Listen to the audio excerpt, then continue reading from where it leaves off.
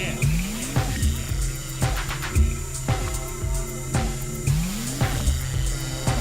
because of men like you that all must be destroyed.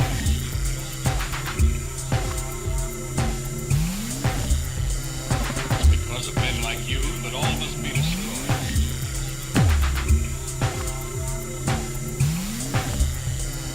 None of those risen have been seen, at least not by anyone who still remains alive.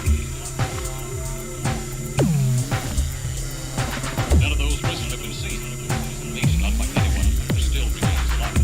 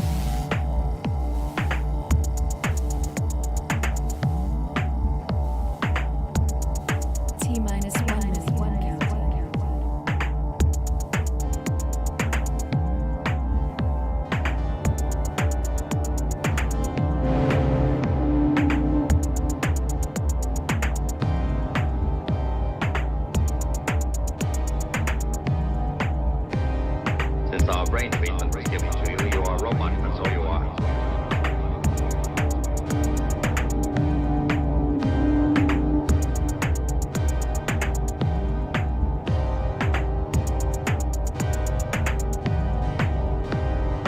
Better not change your mind. You just better not.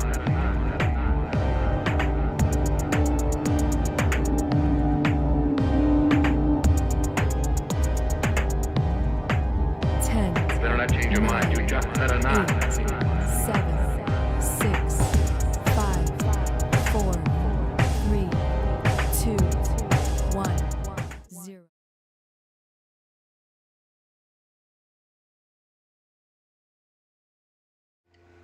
Greetings, humans, and welcome to another exciting episode of Tangents, the only show on the internet. Since a year ago. Before that, there was nothing. Void. A year and 4 weeks, Andrew. Oh, sorry, a year and 4 weeks. Whoa. Put that out, Jeff. It's just the house on fire. Don't worry about it. It's blowing up here. Not a big deal. It's just structural. Just structural. Is the cat okay though? Oh, man, I can taste that in my anus. So welcome to another exciting episode of Tangents, where we will be discussing the news of music technology for the past 2 weeks. We are always behind schedule, and that's awesome. With us tonight are the beautiful Christoph, the lovely Jeff, the stunning Robin, and the absent Justin, who's not here because he got eaten by wolves or something. I don't know. I stopped asking.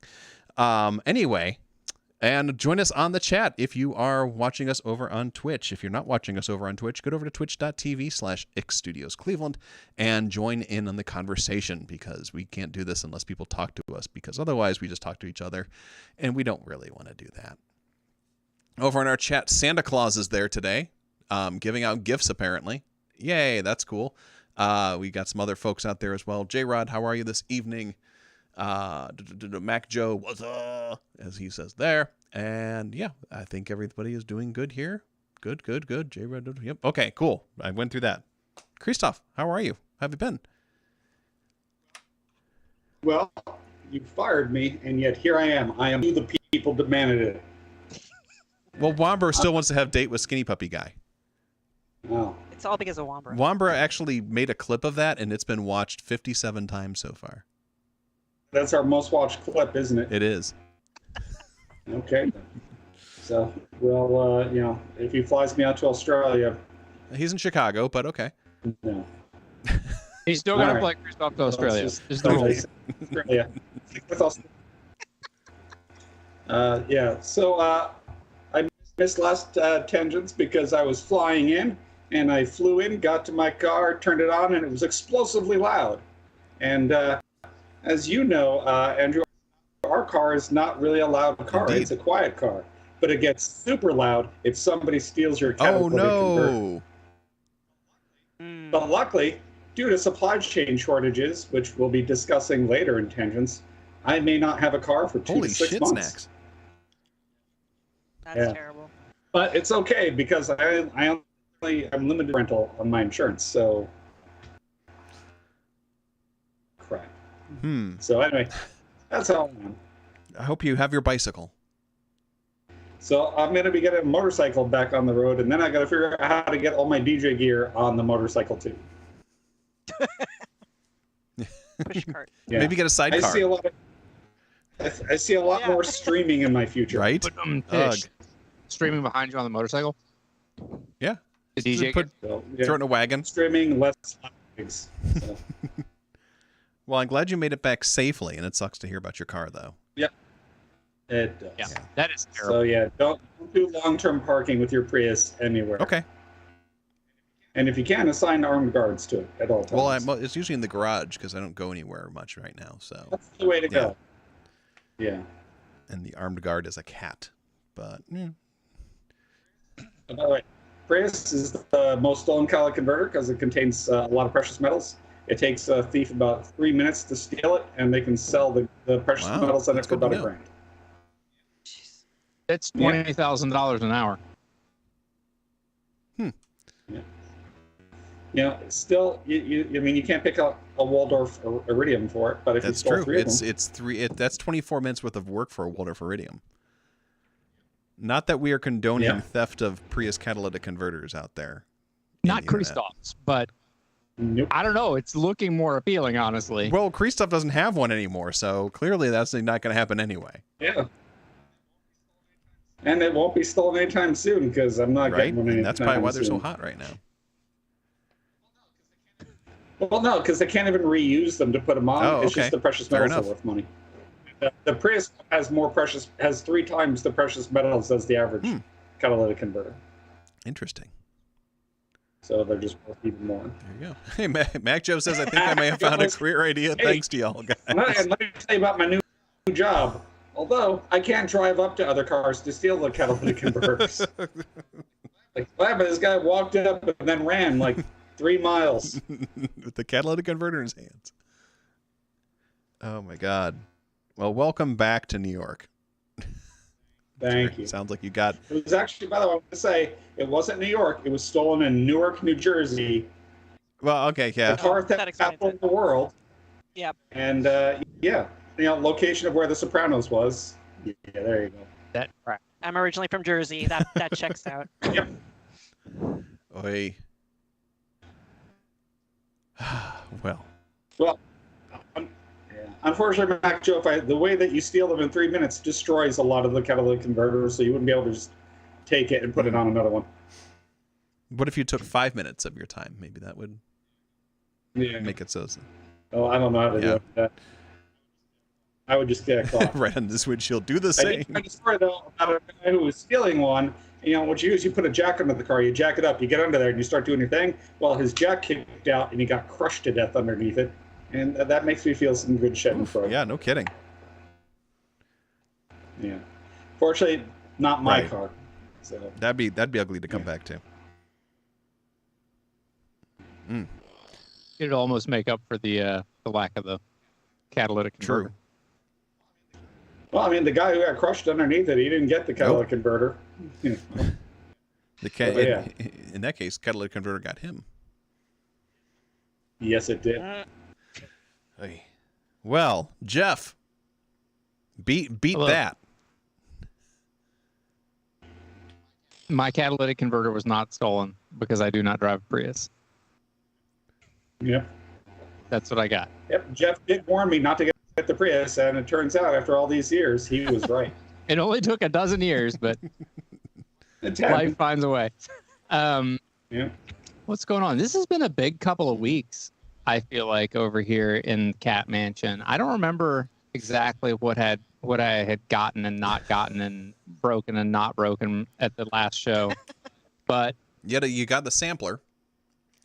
yes, I've got Right, the so sample. The last show, you had your S5000 and you had your virus, but you hadn't resolved your audio interface issues. I was ordering the virus, Yes. and so I ordered the virus. Is what happened, and then I ordered the Polar, Mm-hmm. and then a 61 key appeared, and I said, "Nope, I want that one." So I sent the Polar back without even opening it. I got the 61 key. It's over here. It's beautiful. It's magnificent. Unfortunately, the Um, Polar seemed to have gotten lost in the mail because I've not received it yet. Oh, Yeah. weird. I don't know. Sweetwater must have stolen it from you. Bastards. They do that a lot, I hear. And so And catalytic. so I got that set up. It works. It's glorious. I super like it a lot. And then my audio interface completely lost its mind and just stopped working. And I went through an absolutely bizarre series of troubleshooting and repair to try to get it to work. And I removed what felt like every file on my Mac. I reinstalled every other file on my Mac. I reinstalled everything that I could think of. I disconnected, reconnected, unconnected, changed everything. And finally, after like days of trying to get in touch with Motu support, they made this like not even direct, but kind of offhand remark about some article that was on their site or something about how somebody else had dealt with this, and they're like, "That's a weird issue, but it's happened before." Or something like, and the customer service tells me, Motu's customer service tells me that I should contact their customer service. That's what they told me to do. Motu's customer service is like, you should contact our customer service. I'm like, Who am I talking to? the funny thing is, guys. Under Two redundancy, assumption. All right. redundant. Yeah. So ultimately, I don't remember what brand or what number of firmware it was on, like 2.481 or whatever. They're like, what you need to do is re-update the firmware, but don't do it over USB. Do it over Ethernet with this same firmware that it came with from the factory. So that's what I did. And now it works. And the weird thing is, it actually sounds better than it ever did. So I did that. That's in. I replaced my studio monitors because the other ones lied. It's been a big week. And I took off this week because my children are on vacation. So I've just been puttering around in here and trying to fix things. And now it's fixed. Everything's working. Everything is fixed. And now if only I had either inspiration, talent, or diligence, I could make some music. But I'm fresh out of all of those things. So now I just have a lot of working synthesizers. Right? Well, yeah, at least now you can at least tweak knobs and irritate the family for the day. Oh, yeah. I did spend a lot of time today making a bunch of very like sci-fi lasery noises and doors opening noises and things like that. So if anybody needs a bunch of weird sci-fi noises, I did make a bunch of them. I recorded them at 12-bit on the S2400 and they are rad. Perfect. Awesome. Send them my way. I need zaps and zips and pew-pews. Pew-pew. I have those. I will send them to you. Sweet. Well, I'm glad that you got your audio interface sorted out. I'm glad you got slightly more honest speakers. And I'm glad that you can now sound like V&V Nation. Oh yeah, it's very good to be able to sound like Yes. VNV Nation, just like on command. It's actually got like a VNV mode. You just hit the button and it goes For like 10 minutes. Yeah. yeah. You have to twist the knob, makes song Yes. harder. Find out what knobs do. Swords. That's right. A note on studio monitors for anybody who has studio monitors or is considering getting studio monitors. I had the Yamaha HS7s, which sound very good. However, they only go down to about 48 hertz. And because they are rear ported if you're in a large room and they're not close to the wall, that 48 hertz is not really there. I was only able to hear down to about 65 on them. However, I just got the HS8s, and anybody who is looking at either one of those, the HS7s are a little less expensive than the 8s, but not much less expensive. And the 8s actually pretty reliably will produce down to 38, which is low enough for most things. And so if you're on the fence between the two of those, spend the extra $70 and get the 8s, not the 7s. Yeah, I have the 8s. Love them. They're great. Yeah, they're solid. Yes. Don't lie. Excellent. Well, not as exciting as a stolen catalytic converter, but you do what you could. All right, I tried. Robin, top that. What you got? How was your week? 2 weeks. A non-functional deluge right now. Boo. I mean, it's a mostly functional deluge. It's only one knob that doesn't work, but it's just the critical knob that allows me to sequence. So therefore, Sadness. not sadness. But it's over at Cowboys right now. He ordered replacement encoders, so hopefully those will come next. Yeah, they'll come in probably beginning of next week. I left it at his place so he could just solder it in, and since he now knows how to test for it, that'll work. So Did he order it from at least Synstrom, or did he just order it from online? Okay, because he ordered it online. apparently there's a little Go ahead. thing that needs to be cut off. Okay, cool. Yeah, because you gave me the link that described all that. I forwarded it to him and told Yeah, him, so cool. that way he knows. Yes, because he even tried to see if any of his. He had a couple of spare encoders, but they weren't exactly the same. And he's like, "I'm not manipulating this. I'll just get Yeah. the exact part." So that it's a reminder of how it's nice how sometimes there's a good thing when you have different synths or multiple Mhm. synths that do different things, and at least I have another synth that's a sequencer, and it's really interesting because it then reminds you like what you like about one synth sequencing Mhm. in workflow versus another one. which then again still makes me think like the Hapax is like probably the best of both of those worlds between the circuit tracks and the Deluge for sequencing. But I'm not spending that money right now. Won't be able to get one for a while anyway. Yeah, that is true. That makes that easier as well. But no, otherwise, other than that little snafu, everything's fine. Like I said, I've kind of rewired some of the synths going into the circuit tracks. I know I wasn't on the stream last session, but I had, Andrew, like I had recently gotten a used Novation Peak, and that's been just like, I've like fallen in love synth. with that thing. It fits me so well. So that's been most of my work has been like exploring that like in the background. And the Peak made news this week, so we'll be talking about that a little bit too. That's awesome. Well, congratulations on the Peak. Condolences on the Deluge. But that'll be fixed soon.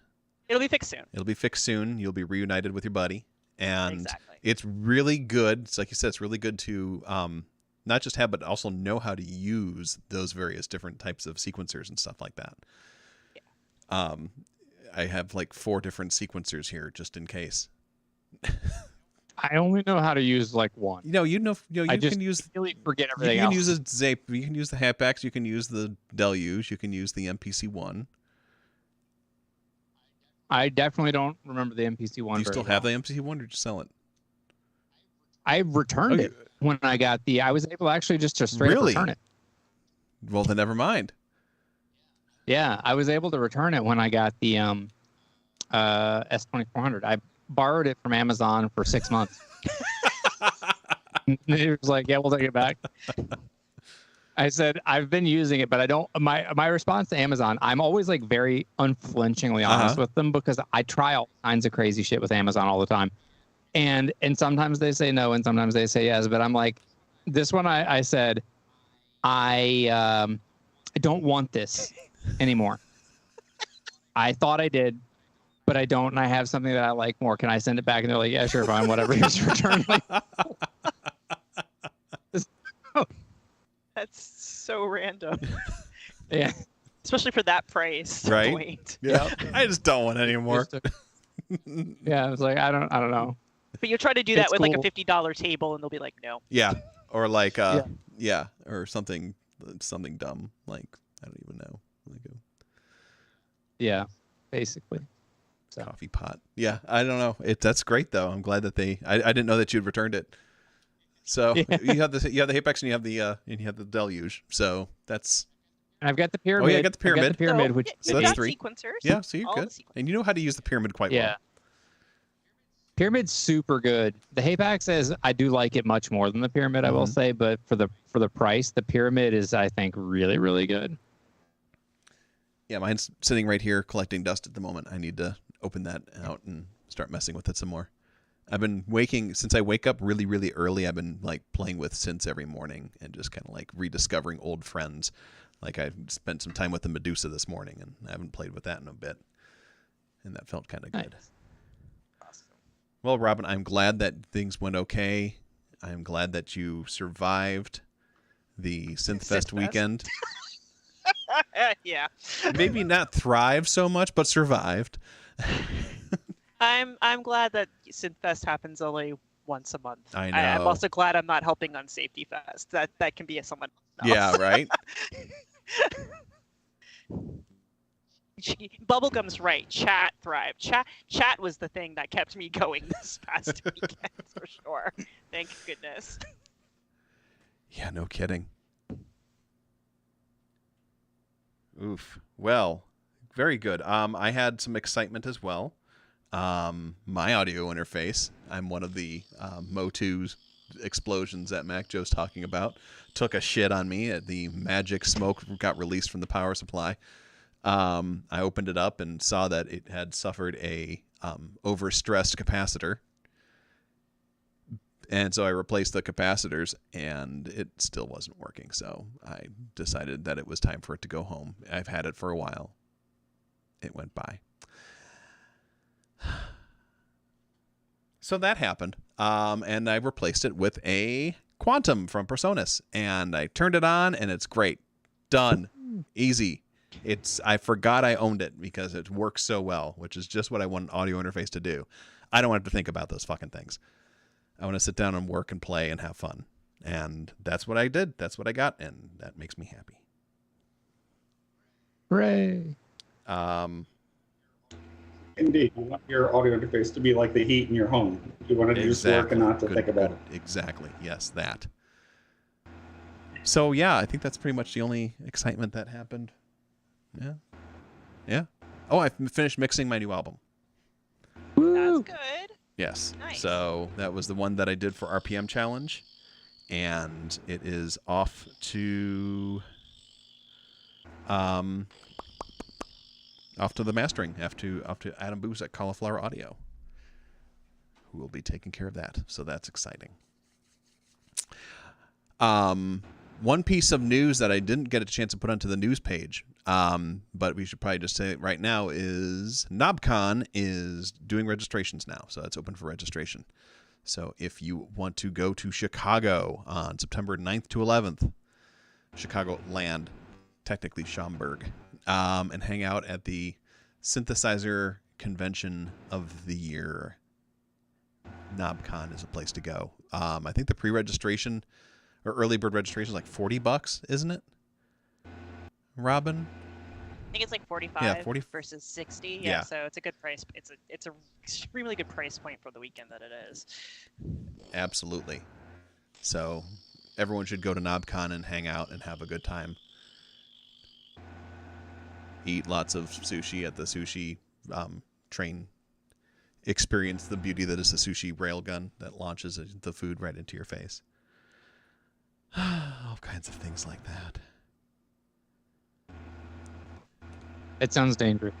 It is. So, all right. So before I move on, I want to address something from last week, or 2 weeks ago, the last tangents. Everybody was just talking about free or low-cost sequencers, because we were just talking about the sequencers. Mm-hmm. So there is a free DAW for PC called Cakewalk. So anybody that's PC-oriented, Cakewalk is now free. Cakewalk was previously Sonar, which was previously Cakewalk. So it had a bunch of name changes, but it's fully functional. A lot of TV shows were done with it, and Andrew was interviewed in the past, somebody that did all the sound for theme park attractions, and they were using Cakewalk as their main piece of equipment, Oh, cool. or their DAW. So, all right, that is still free. That's good. Yes, and that was Andy Garfield was the guy who I was interviewing about that, and he was using, I think he's using Cakewalk from like 2002 or something. He literally has a computer that he hasn't touched. It's running like Windows XP, Surface Pack 1, and he's just like, it works. I don't care. Amazing. that's his main machine. Touch is, as long as it keeps working, let it do its thing. Yeah, and the upside of having that system is you could also run DirectX plugins, which later versions of the software, they can't run DirectX plugins. Absolutely. There's a lot of stuff that runs under XP that doesn't run under 7 or later things. So yeah, Cakewalk is dope. Yeah, so that's Andy Garfield. Isn't he also Spider-Man? Yeah, Andy Garfield. Oh, different Andy Garfield. Isn't he? Yeah, different Andy Garfield. I don't want to imagine this That's Andy okay. Garfield in a Spider-Man costume. Definitely not. Yeah. I don't know. Wait till he takes off his glasses and see. Maybe it's Maybe. I noticed you never see them both in the same room, so there's that. Weirdly, I've actually never seen any of y'all in the same room as Spider-Man. That's a good point. Shit. We all might be Spider-Man.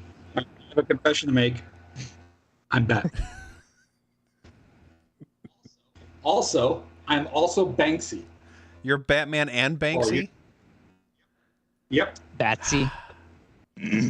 Prove that I'm not. Of course. That makes sense. I'm not Right. any of those. I'm Billie Eilish.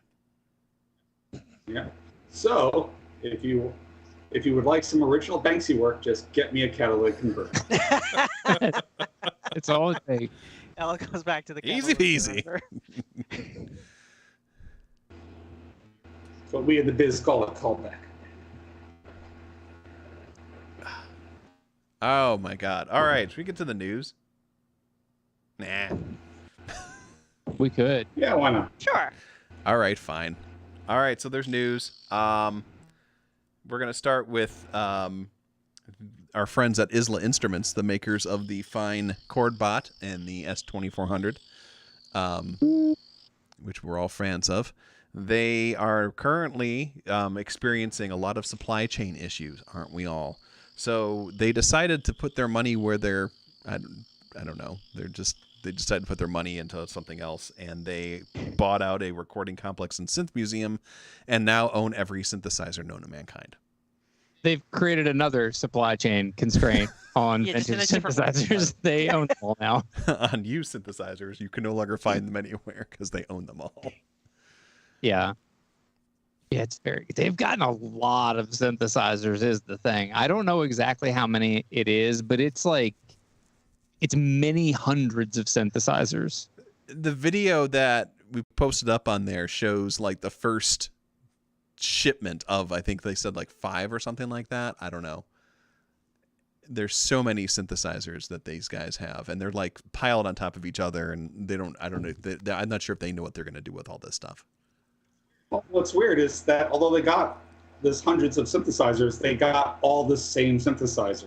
What are they going to do with 200 Juno 106s? They should have gotten different synthesizers. Well, they can sell 199 of those Juno 106s. Yeah.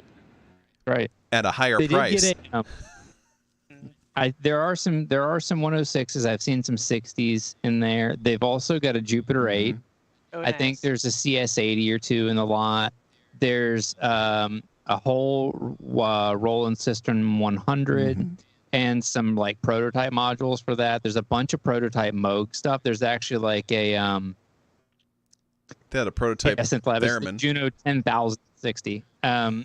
They've got a Moog prototype in like a glass or plexi case or something, like where that's the exterior of the synth is the plexi. So you're it's just the box they stuffed it into. It's crazy. I mean, like, I don't know how much Brad spent on this stuff, but it looks like millions. It of looks dollars like a worth of midlife synthesizer. crisis from hell. Seriously, like Yeah. who does this? Brad Holland does this. His first video, he's been very funny. I've really enjoyed. Now that he's not taking like customer service challenges personally,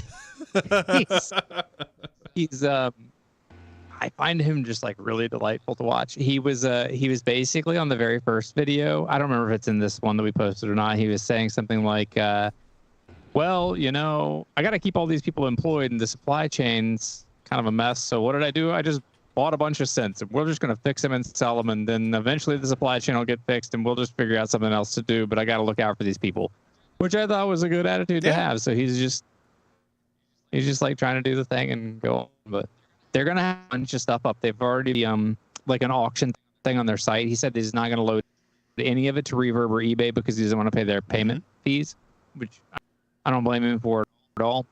So he's got it up on their site, and there it is. That's Bunch of cents. crazy. Oh, that's some sense. Toto Rob. You think he's looking to it? I think you, me, and Jeff are all experiencing a midlife crisis. Christoph's the only one that isn't because he doesn't have a car anymore. I was gonna say, remind me what the because technical I bought age all range my- is for that, because I've lost count. He has caustic. He doesn't need anything else. No, I mean, I actually have a ton of synthesizers. They're just not with me. I know. But I stopped buying them because I realized I'm not gonna live long enough to master all the synths I have. Because I got complicated synthesizers like the Kurzweils and the TG77, and FM is a bitch. That is. Yep. So I mean, there's very little that I need to accomplish that I can't already accomplish. I just need to learn how to use my gear more. Just like, buying a better camera doesn't make you a better photographer. Sure. It's the same with sense. Like, my gear is plenty. I just need to use it. That is like the one synth that, for me, the one that got away is Jeff's Access Virus. So I've always wanted the virus. But it's like, all right, if I ever really utilize everything else, then maybe. But until I've put in the time with the synthesizers that I'm ignoring, I'm not wasting a lot of money on another synth that I don't spend enough time with. Yeah. That's fair.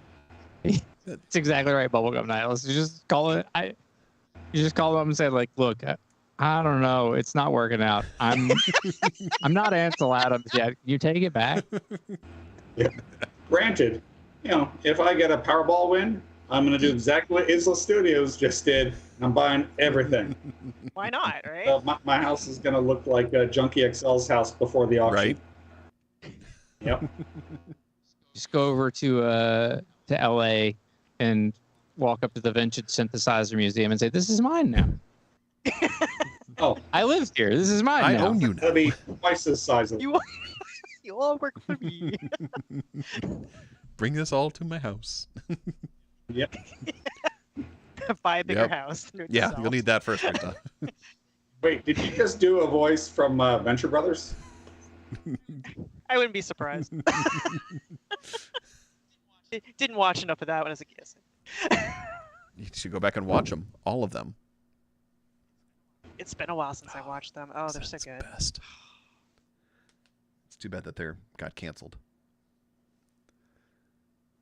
I know. I did. I dressed up as a Venture Brothers character for 2 Halloweens. I did once where I was Dr. Girlfriend, and I did once where I was Sergeant Hatred. And you had like 2%. And I had spent the entire time terrifying my stepson when I was Sergeant Hatred and talking about his corn-nib-lit toes, and I couldn't be within 50 feet of his delicious boyhood. And I stayed in that doing that voice the entire time. Both of them, the Dr. Girlfriend voice and the Sergeant Hatred voice. And my vocal cords were shot the next day, but I could do them. So. And you commit to a character. You know, commit hard, Andrew. Halloween can be fun. So yeah, good job there, Brad, at the Isla Instruments with all of your synthesizers, with all the synthesizers. I've noticed that a couple of mine started to fade away, like into the Brad dimension, I think. It's just his gravity. Yeah, probably.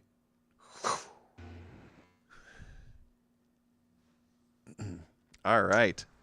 So our next piece of news here comes from our correspondent in New York, Christoph. And that is about Traction Software, the Waveform Pro 12, what they're calling the most creative, inspirational, and affordable digital audio workstation ever created. Tell me about it, Christoph. Well, let's see. They made a lot of improvements. It's got a smart browser, more plugins, more effects, reworked audio engine, enhanced things. It's cheap. So I don't really have that much, but I thought some people find it interesting. Mm-hmm. It'll run on a Raspberry Pi, and very little will run on a Raspberry Pi. People are always telling me, "Oh, I want to get a Raspberry Pi and I want to do these things," and it's always involving like web browsing and stuff, which the Raspberry Pi is very bad for, right? Or streaming video, and it doesn't have the chips for it. But this software will run on a Raspberry Pi, so that's something. So it's got a 90-day trial. It's another option. Mm-hmm. So I have not used this, but I like that. It's good that we have so many options. I remember when I started making computer music, there were really just like 3 big sequencers. Mm-hmm. There was there was Cakewalk, Cubase, and Logic, right? And that was about it. And now there's tons, and it's good to have options, and it forces competition. I mean, well, I guess there was also Digital Performer was big, back then. And they're all sort of like blending into one homogenized DAW. Mm-hmm. Like they all start out differentiated with new features, and then just over the course of time, by listening to users who are by and large idiots, they just keep becoming this like globule of DAW, and like all DAWs are basically the same. And one big difference that happened from back in those days is that used to be they were single platform. Right. Mm-hmm. So this runs on PC, Mac, and Linux. Yep. And that's rare. You can make some of these things run under Wine, but a lot of them won't. Right. So, and I mean, the reason why I originally started using Cubase is because I was in a band with a Mac user, and I was on Cakewalk, and he was on Cubase. But they eventually made Cubase for PC, so that's why I switched to Cubase from Cakewalk. Yep. And then if the ones that are running in Wine, if you can get them up and running, a lot of times you don't get the plugins to work. Right. That's the issue. Is like you don't need to just get your DAW to run. You got to get all the junk in it so it runs. Some of them will run, some of them won't. But Zen Linux, he runs, I think, Bitwig on Linux. Yes. Yeah. Via Wine, and he's got some very nice plugins to run in it. But I bet you he can't get all of his plugins to run in it. Zen Linux just said a friend of mine ran Waveform 11 on Linux for a while, and he said it was pretty crashy. Yeah. Maybe 12. Maybe 12 will be the is less better one. crashy. It's a bigger number. At least one more. He's here, and I just name dropped I know. him. You just All right, yeah. Yep, it has Bitwig on Linux, and I've got a lot of good Windows plugins running under Wine. Excellent. And that would be the trick for me because I'm invested in, I have Complete and I have the Arturia V collection. And if I can get those to run, I would never switch platforms. But I have not tried. Yeah. But I would really like to ditch Windows. It's Mac will run all of those things. Yeah. No, but I also don't want to go Mac. I would like to ditch Windows for Linux. not a weird perverted Unix platform. Nothing runs on Unix. So I mean, I do have experience with SCO Unix, but just so you're really limited. Mac OS is Unix. Really does have to be- yes, but Lots of things run on it. Sort. Yeah. That delightful operating system from Jurassic Park.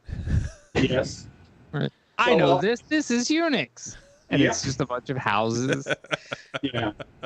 But it's Darwin on top of Unix, right? So if I take a Mac program and try to run it on SCO Unix or BSD Unix or FreeBSD or it's not going to No, work. probably not. Well, some of it can because they do have that thing that you can. Some of if it's text only. Yeah. But if it's a full user interface, it's not going to. I don't know. If it can run on BOS, then I'll be happy. So I do have I have a command line tool for converting things through Moolah compression, and that'll run on Unix. And it's entirely graphic based. I mean, it's no graphic based. It's all command line. That's really the way to go. I mean, fuck these like graphical interfaces. I think all of our Yeah, DAWs let's go should back just to go back CSAN. to fucking like I want command line only. Yep, command line. Well, C-Sound was originally all command line, and that's how they made the THX that sound. What's it called? I can't remember now. Deep Note? Deep Note. Yeah. Yeah, that was C-Sound creation originally. Yeah, that sounds like fun. No, it doesn't. Yeah. So yeah, our door does run on Linux, and I do like trackers. And everybody mentioned my favorite tracker 2 weeks ago, Milky Tracker. That runs on everything. So it even runs on some GPSs. And the iPac. I think it even runs on an Amiga. Wow. Will it run on a refrigerator? A smart refrigerator, yes. Running Java, but then as Tony Gusson's like, how do you do the handle audio drivers? You could probably make an output to like your milk jug. I mean, Yeah, I think you could probably actually make it do PCM. just have it going through a little beep boop speaker that's built into the. Yep. I mean, it would sound terrible, but you could do that's the it. idea. I mean, yeah. So as long as because a tracker doesn't have to have a low latency interface. Yep. So so it really doesn't matter. An output into Wave is fine. And like every time you open it up, it just plays like really bad general MIDI versions of songs, like drum and bass hits. and that's the new diet plan. Just like every time you open your refrigerator, just like it, I don't know, like it plays whatever your least favorite song is, As a bad but a general MIDI version of it. You know what? You know what I can play in the refrigerator? Ice Ice Baby. Got a fire creased off again. Yeah, I'm sorry. all right. I'm just going to go ahead Yeah. and hang up on This you. is why I drink during stream. Broadcast. Hi, everyone. Oh, so yeah, that's the new killer, new DAW killer. It's going to destroy Logic and Sonar and Studio One and Bitwig and what's that one that no one uses? Oh, Ableton. Yeah. Can you make dolphin noises with it though? You know, speaking of fingering dolphins, if you're into Okay. the delicious, yummy feeling of aquatic mammal flesh against your fingers, then boy oh boy, their good friends at Seaboard are back with the Rise 2. Roly, I should say, is the name of the company. The Seaboard Rise 2 has returned, gooier and squidgier than ever. Mm-hmm.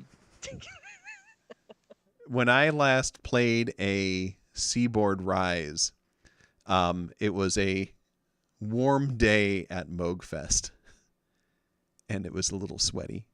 And putting my fingers on it and watching the dead skin just peel away onto the keys made me really never ever want to touch one of these fucking things again. It's the worst. It's that like I guess it's silicone. Yeah, Yeah. it is kind of a silicone kind of thing. Lumi. Yeah, sorry, Bubblegum Nihilist. You're right. Legal reasons we have to call them Lumi. Oh, yeah. Okay. But it's like it's kind of it's that silicone that feels like not smooth and slick, but kind of like, I don't know, like if silicone were furry. Yeah. You know, if you like keyboards, but you can't take your hands off your fleshlight, Roly has a product for you. Yeah, Wow, I mean, well, it does that's a kind of feel like that. Only it feels like it's like filled up with grape jelly or something. It's It does. I don't know. It feels so I- weird. I walked up to play one time and I was like, this looks interesting. No, that was the only time I ever played one, and it looks like it would like just like suck lint from across the city toward it just to get like stuck on it. I touched it for a good 3 seconds and said, nope, never again. Does not actually matter what this thing does. I don't care. Terrible. Yeah, these things just feel gross. I'm sorry. And I don't mean to like speak ill of the dead, or for people who own the Seaboard devices and stuff like that. Bubblegum Nihilist. I do. How could you? I know that you have one, but you are also smart and you have lots of Linstruments, and Linstruments are far superior MPE controllers, in my opinion, which is the only one that really matters in the world. But yeah, the Seaboard, it does like, it feels like if you overstuffed your fleshlight with jelly and put it in the freezer for an hour. It's so Oh my god, that sounds like such a good idea. Can we take like a 5-minute break here today? I don't want to know how you're using your 5-minute break though. He's just getting the jelly and ready, and he's just putting the fleshlight in the Please keep freezer. that to yourself. The Linstrument does feel Yes. good. I agree. And that's also silicone, but it's not, doesn't feel fuzzy. Oh, that's It's not, doesn't feel like a dildo. The blocks don't either. The blocks feel Right. fine Yeah, too. those are great. Yeah. But yeah, so anyway, getting back to the actual story, not just our opinions as to why Lumi will never ever send us a free one of these things, or ever sponsor us, or be ever be don't. nice to us ever. Very brokenhearted. They're probably gonna just like That's drive out fine. and shoot us all in the face at some point soon, except Robin, because she hasn't said anything bad about him yet. They drive out to shoot me and steal in their Or car. at least or at least get their catalytic converter. That's all part of my devious plan. So yeah, Roly kind of went under for a bit. They went into administration, as they would say. They arose from the dead, which is the Lumi and Rolly brands. It's called Luminary Rolly is the name of the company. And they came out recently with the Seaboard Rise 2. And it's basically, it looks a little bit like a piano controller, but it gives you MPE control. So it gives you different movements on there and stuff like that, react differently. So you can slide your finger up and down the key, essentially fingering the dolphin. And Oh yeah. like I'm just gonna do that so you can see what that looks like.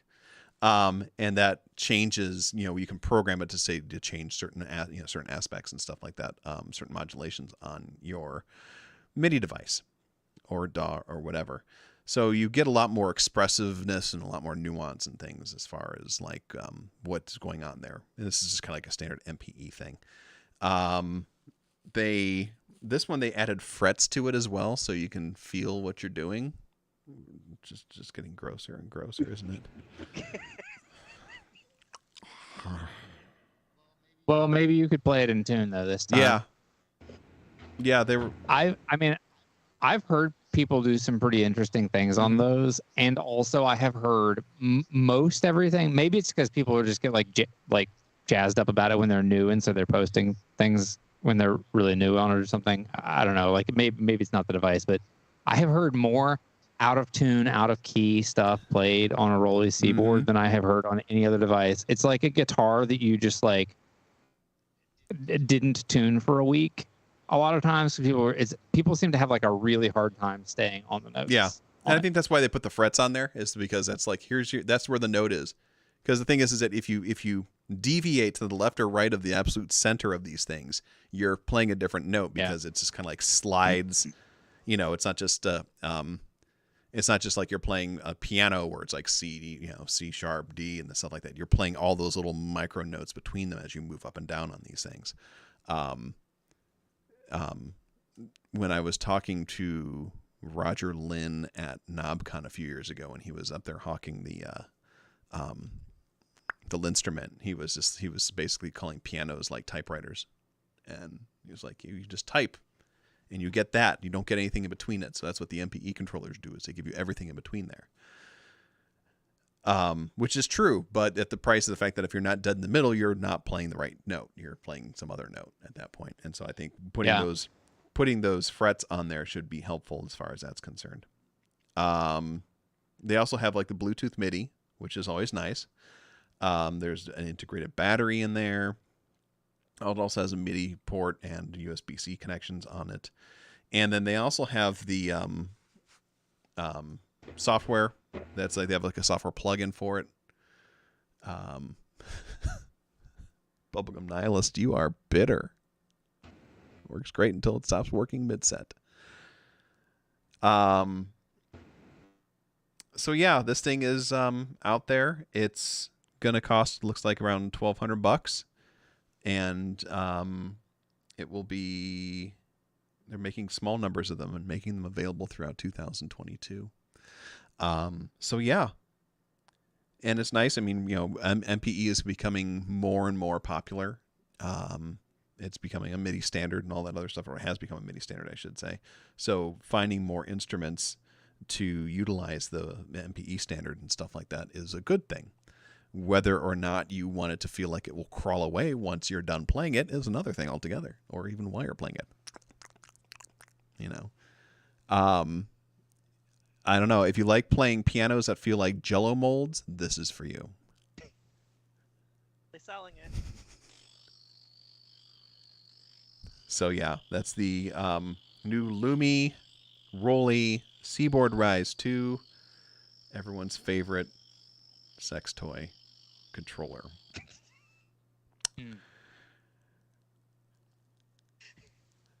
There's some good news though. Double as a fleshlight? What? What's the good news? It's not about the Seaboard. Okay, that's good to know. Just making sure. I was just telling everybody, like, there is good news this week too. Oh, okay. Yeah, and Bubblegum Nihilist says Mr. Roger Lynn made everything better and gave me hugs with his words, though. Right? Roger Lynn, if you ever hear him talk, he kind of sounds like he's a smooth jazz DJ. And hearing him drop F-bombs makes it even better because he sounds like a smooth jazz DJ. So, but yeah. If you're into that, yeah. Otherwise, get a Linstrument because Linstruments are awesome. Anyway, some good news.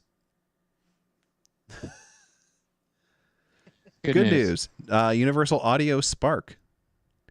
You can get the Universal Audio plugins for your DAW without having to use Universal Audio hardware. So not all of them, but some of them. Yeah, many of them.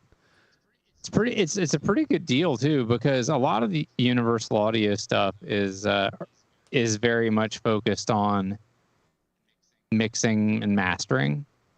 So you could very, very easily, if you could track stuff for 6 or 8 months or however long you want to track it, and just like amass a pile of stuff, and then pay for a couple months of subscription to these things, and then cancel it.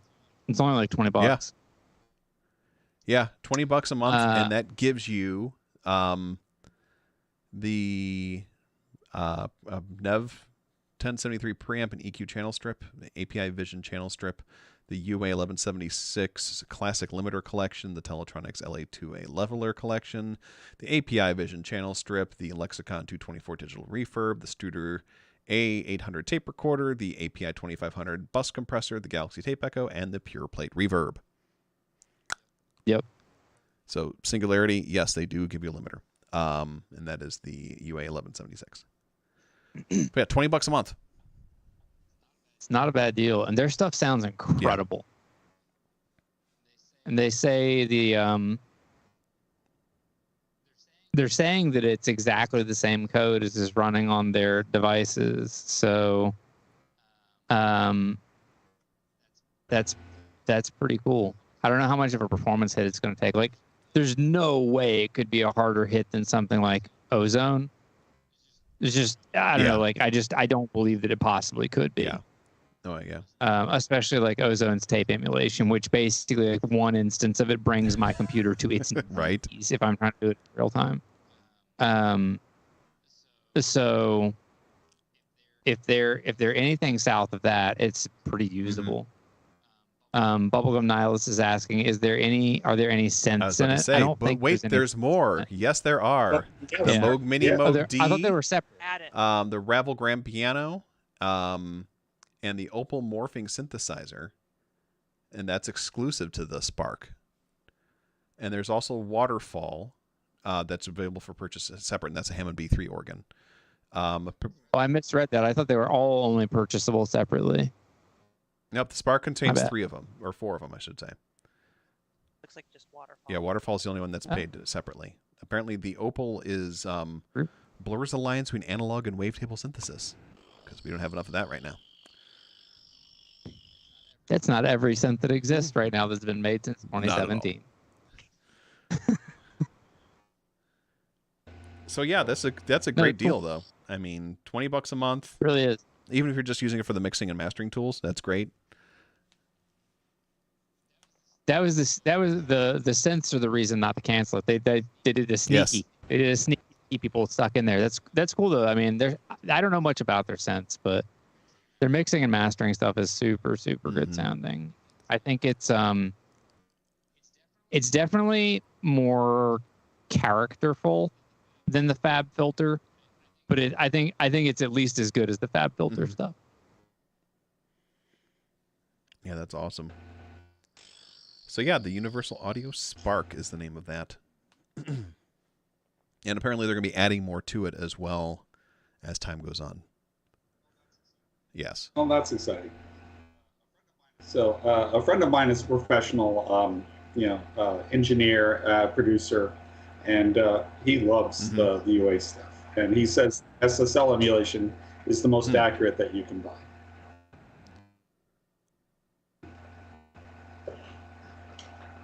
So that's when I saw the Spark, I looked to see if the SSL stuff was in there, and I was sad that it wasn't. But if it will be someday, that'd be great. But I do expect it's so compressor heavy that it would probably take quite a hit. But still, all the UAD stuff has been out of reach for me because their hardware is way beyond my budget. So maybe able to buy it for a couple months. If I'm not locked into buying it for a year, if I can buy it for a couple months, oh, that's fantastic. So this is very exciting news.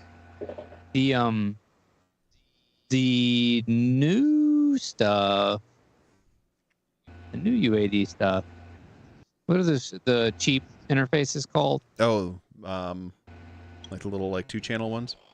Volt. The Volt. That's what they're called. I think those come with everything. I'm not sure. They probably had to do something like that after the Volt came out with the software included in it, but I'm pretty sure that those actually do. Yeah, they do. I'm digging it up right now. They do come with the software stuff, Christoph. Just in case you're ever looking for all of it. I don't know if it's all of it. I haven't sort of done the deep dive. I was just confirming it quickly on the Sweetwater page, but the Volt, if you got one just for doing mixing, not for inputs, you can get them for as low as, God, this is crazy. You can get them. I don't know which ones come with all the software. They go down as low as 125. Wow. That's insane. Yeah. There's a demo one for 125 right now, and the retail on that one is 139.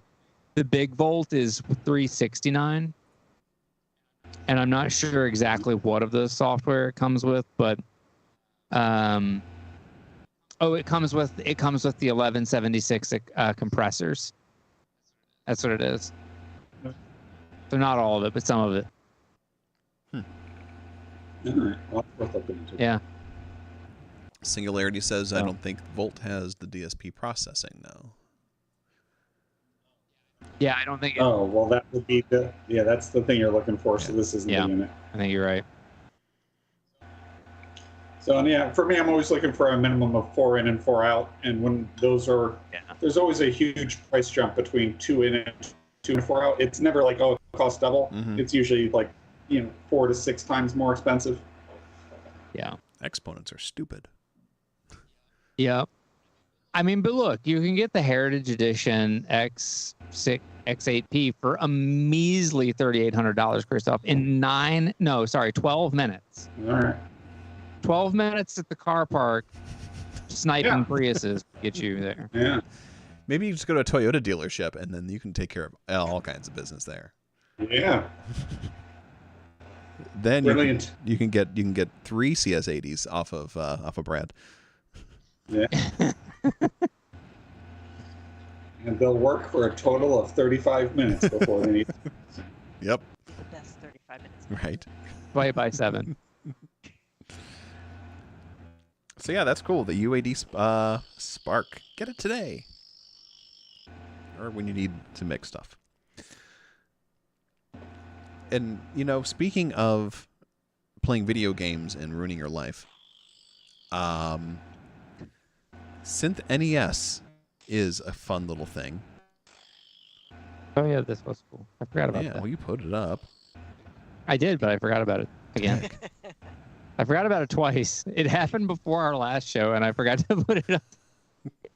I forgot it again. So this is a ROM that runs on an N8 Pro flash card and an app that runs on your PC. And basically what it does is it turns your Nintendo Entertainment System into a MIDI-capable synthesizer. Yep.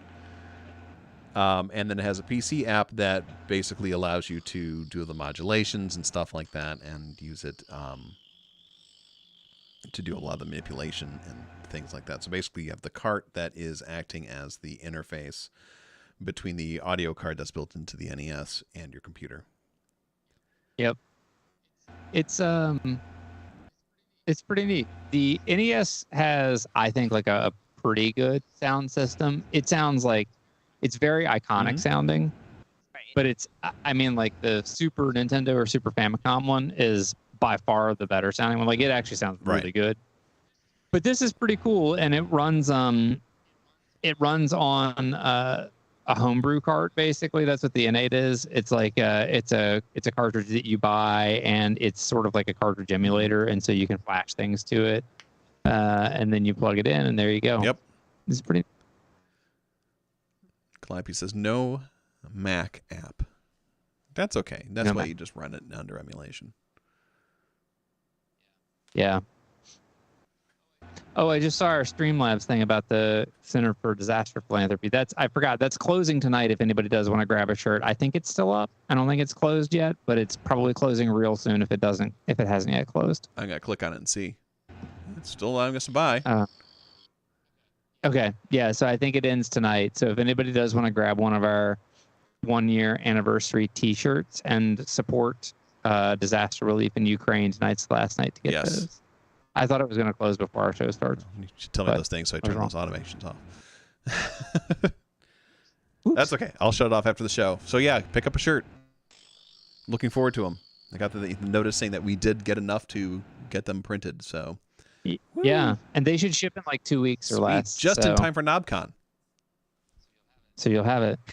There you go. But yeah, Synth NES is cool. You can make your own NES music. Yes. There's other emulations of this that are pretty good. So this is just more sort of like a cool novel thing, and it's software that runs on an existing cart. So you'd have to have the cart. The N8 Pros are not inexpensive.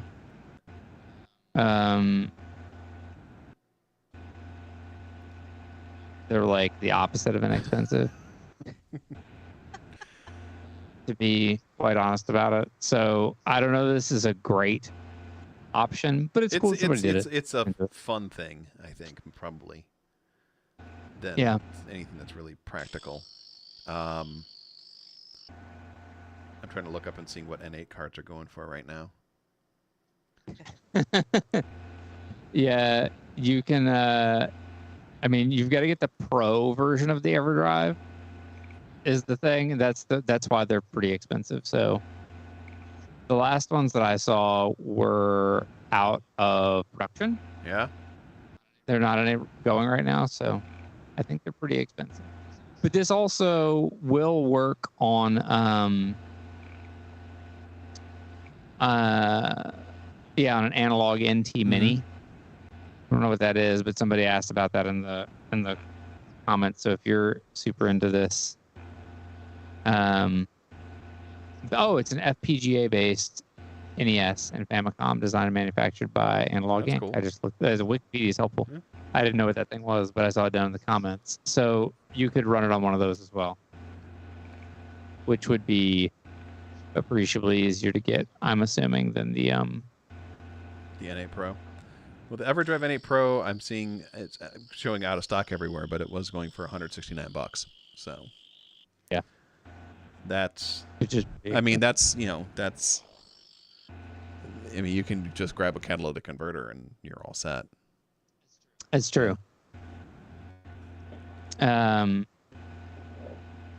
Also, if you're into the NES and SNES sounds, I'll just drop a link there. Plogue does a Oh, yeah. super good SNES like chip emulation synth. It's very, very Mhm. good. Thank you for sharing that with me. Yeah. Plogus is great anyway. I mean, they're a fantastic company. Everything that they've made is beautiful, I think. In its griminess. Singularity says, I wish the Waldorf Kyra didn't flop, speaking of FPGA synths.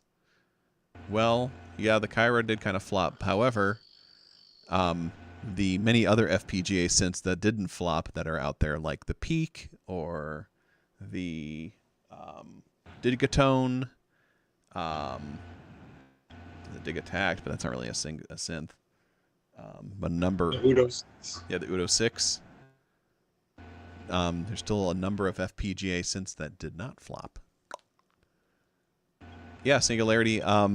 We had a former streaming buddy of mine opened his up and looked inside of him, and the guts on both the Digitech and the Digatone have FPGA in them. That's why they're so fast. So yeah, anyway, the EverDrive N8 Synth NES. Sorry, the Synth NES, it looks like a cool thing.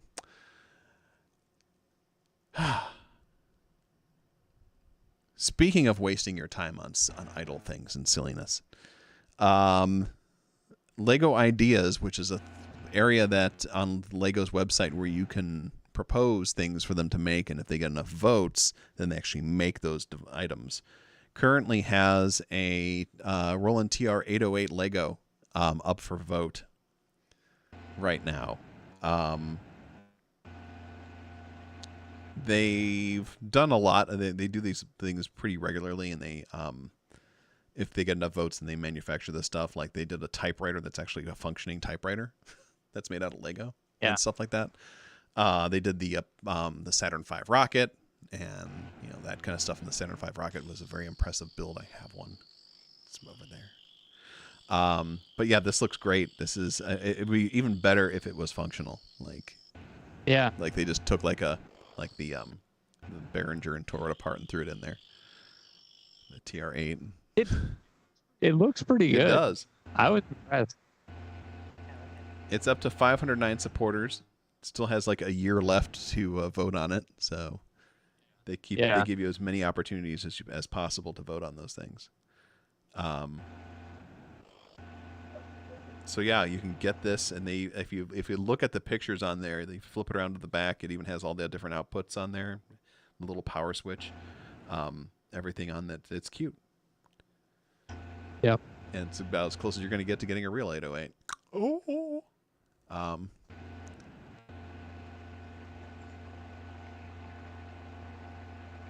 So that's cool. In hardware. If you hit it, it'll sound more like real drums than an 808. Yeah, right. If you drop it on the ground, it shatters into all the pieces, parts of Lego.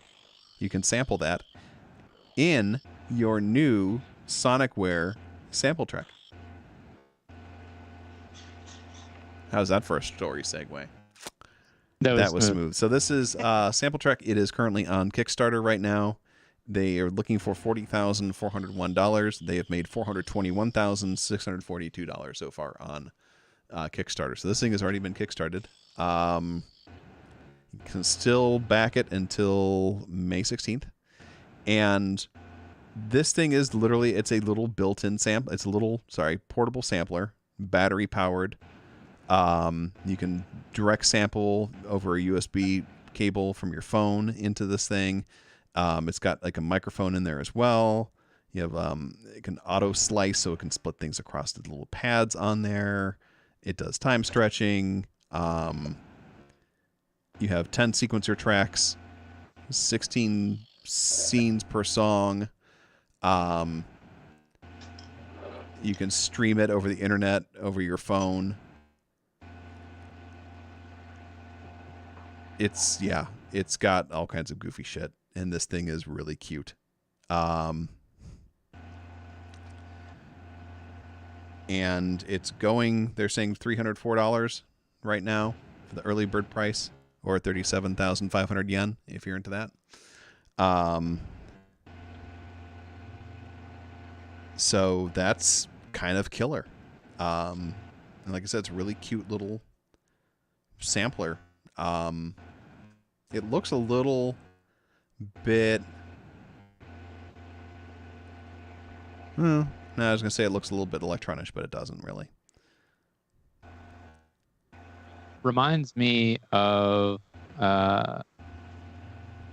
in some ways, the Dirty Wave M8 because it's so clearly modeled after a Game Boy. Yeah, it's like a little bit thicker version of a Game Boy, but yeah, it's a clever little thing. Even the standard price on it's going to be $388. So even then, it's still a pretty good deal for a little mini sampler. You've got stereo inputs on here, stereo outputs, MIDI in and out. You got microphone and instrument cabling, input output on this thing. Sonicware is a weird company. Like everything they've made has been a little bit weird. And for the most part, a lot of the stuff that they make has a very similar look and feel, and this one does not.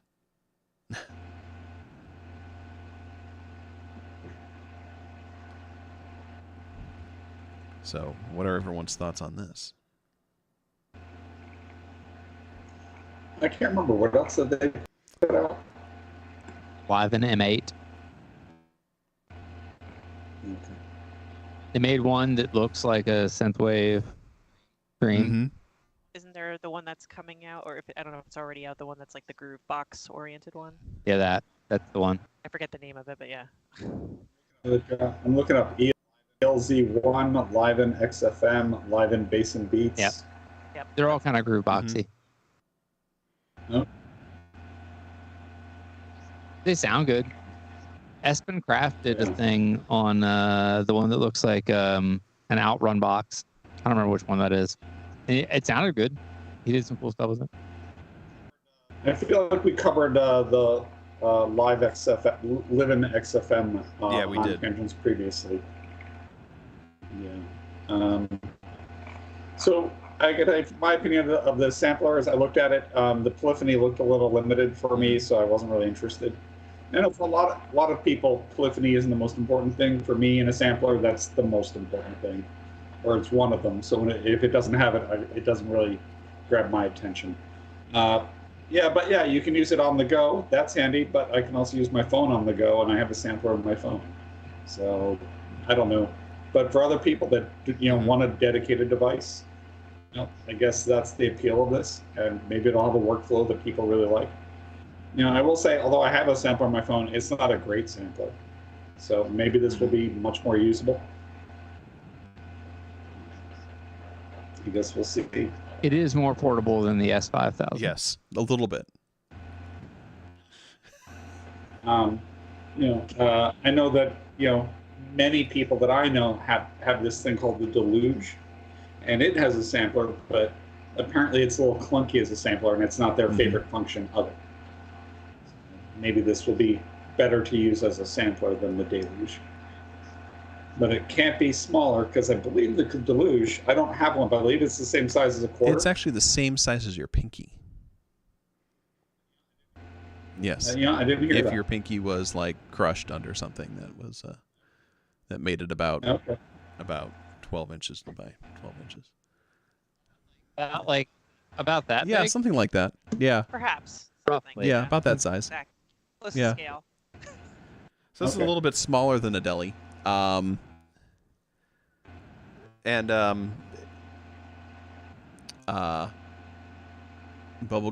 says depends on how long you can record and slice with it. Has potential. This records onto SD card, so however big your SD card is, apparently. I will say, that's what made me realize that there is an exception to me and my polyphony obsession, and it's a usability thing. Like those loopers, like the 505 and the other variations, they're not high polyphony, but because of the streamlining of their workflow, what people can do with them is absolutely amazing. Like I've watched about what the Graceful Bard does with hers, because she has talent. But yeah, so she's making great use of something on paper that's not that impressive, but then when you see the way it can be used, it's amazing what it can do.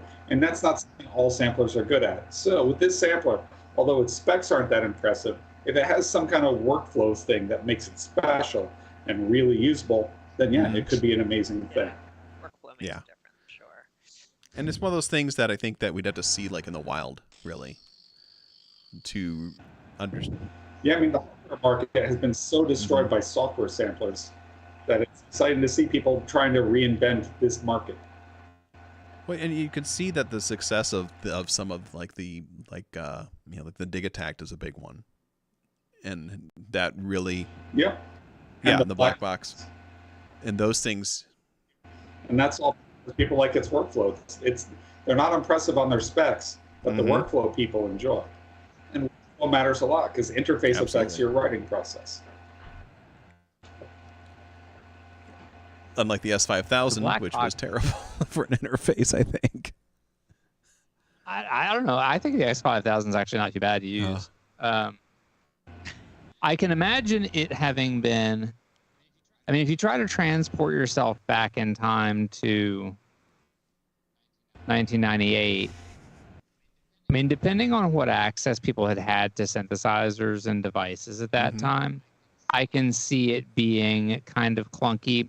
But it's one of those things where when it was new, it probably felt pretty clunky.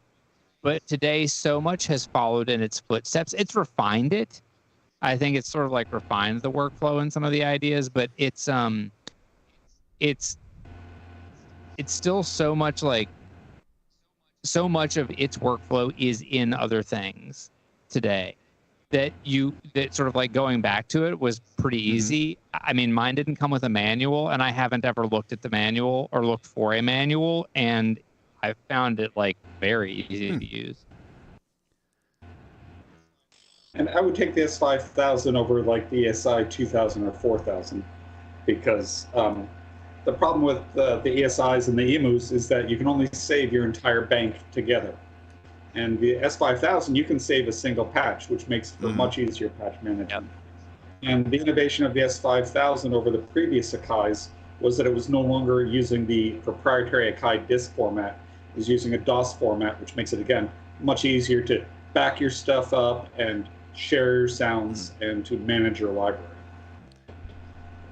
You know, which is one of the reasons why software samplers really decimated the hardware market, because all the sampler they're basically these silos where like your EMU samples could only be loaded by EMU, Sonic only by Ensonic. Everything could read Akai, but you couldn't trade it back over. People got fed up with it, and so you just convert over to their their PC samplers, which you could just do ultimate and very easy patch management, use a keyboard and mouse. So it was just much easier to do. And I think Akai saw the writing on that wall and abandoned their proprietary format with the S5000, and I think that was wise. It was too late to save them, but it was still, I think it was a wise move. Yep, and I like it. It's what I like about it is it's definitely easier to use than the Fairlight. Yeah, probably so.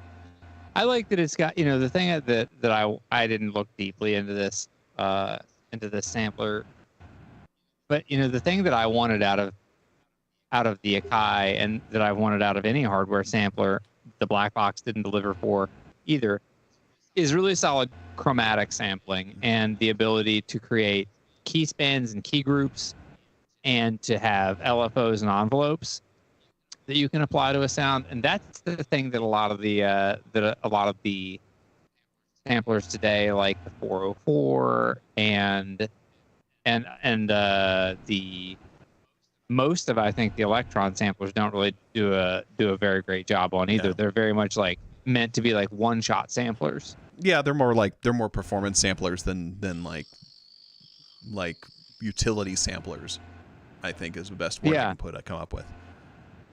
Yep.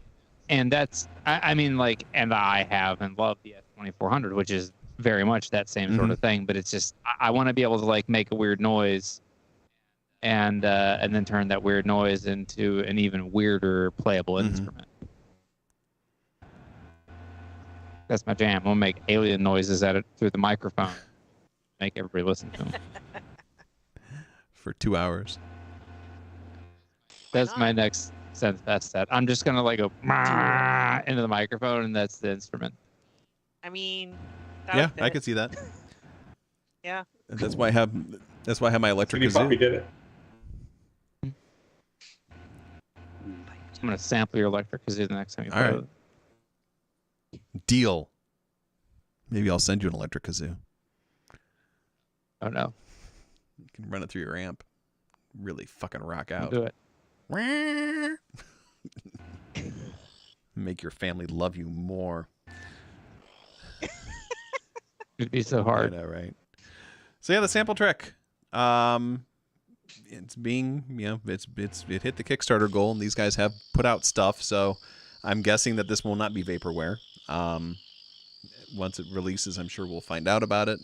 I'm sure that at least 4 or 5 YouTube content creators will be able to tell you about it as well and give you an in-depth review of it. And then they won't send us any because we don't rate. Anyway. Rip. So, Robin, how you liking the Peak? Oh, it's Yeah? delightful. So, Yeah, I should. let me ask you, have you updated it to 2.0? I actually have. I waited till after Synthfest to do that to not brick it because I knew there were some people that were reporting that it was being bricked. You had enough issues then to not want to do that. I figured one synth was already down and the Peak was being used in a lot of my music for this weekend, so I'm like, I don't want to go 2 for 2. So I waited until last night to do the firmware Understandable. So yeah, the Peak and Summit have both been updated to version 2.0 in their firmware. This just came out last week. In there is a stereo spread modes. They have panning per voice, panning in the mod matrix, and you can make it, that's actually kind of a fun thing to play with, is being able to like pan out like your oscillators, one of them or more of them, that kind of thing around the stereo field. And that's a beautiful kind of fun way to do that.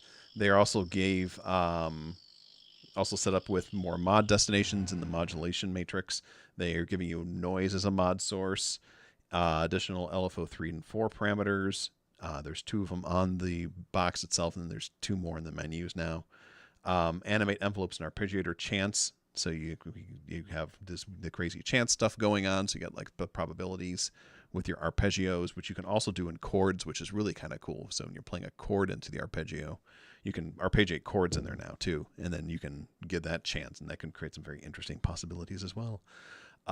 They threw in a couple more chorus modes, flanger, and flanger, which is a new thing that they did, the PH as well as an F. More effects modulation destinations, a new lo-fi delay mode, so you can get that really tinny sounding stuff that the kids like nowadays, and they fixed a whole shitload of bugs on there as well. I think funny enough, I think that was a huge thing for a lot of Summit owners, because that's been a lot of the things in the forums about people complaining about their existing Summits or not buying new Summits because of all the issues. So I don't know if it addresses everything, but I know that the bug fixes fixed a lot of problems that were happening with the Summit. And that's good, because the Summit's a great synth, and Singularity says you've seen a lot more peaks than Summits, and I have as well. And I did notice that they did fix a bug that was in my Peak, where the LFO would drift. Like literally, I would watch the screen change to the LFO mode and watch it moving up and down. I'm like, what the fuck is that all about? And then they just do it once in a while. I'm like, okay, but not like huge. It was just like 1% up and down. But it doesn't do that now. Thanks, guys. Right. I know, right?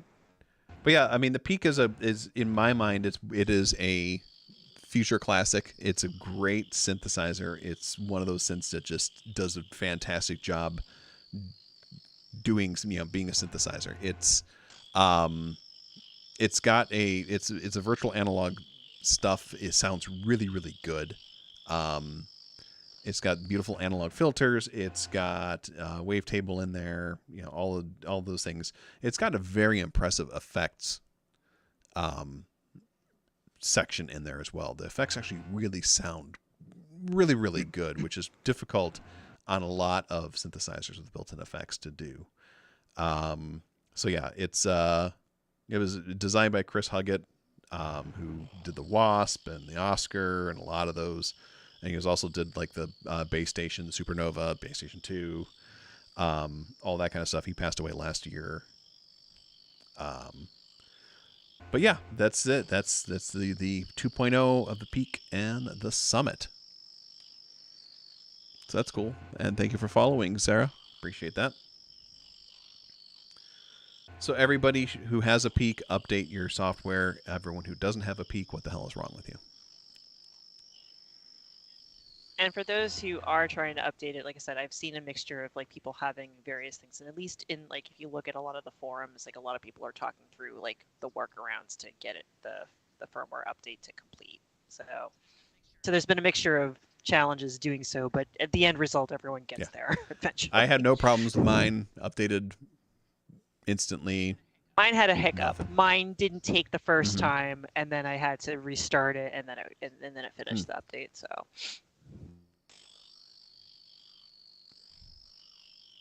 Cool. All right.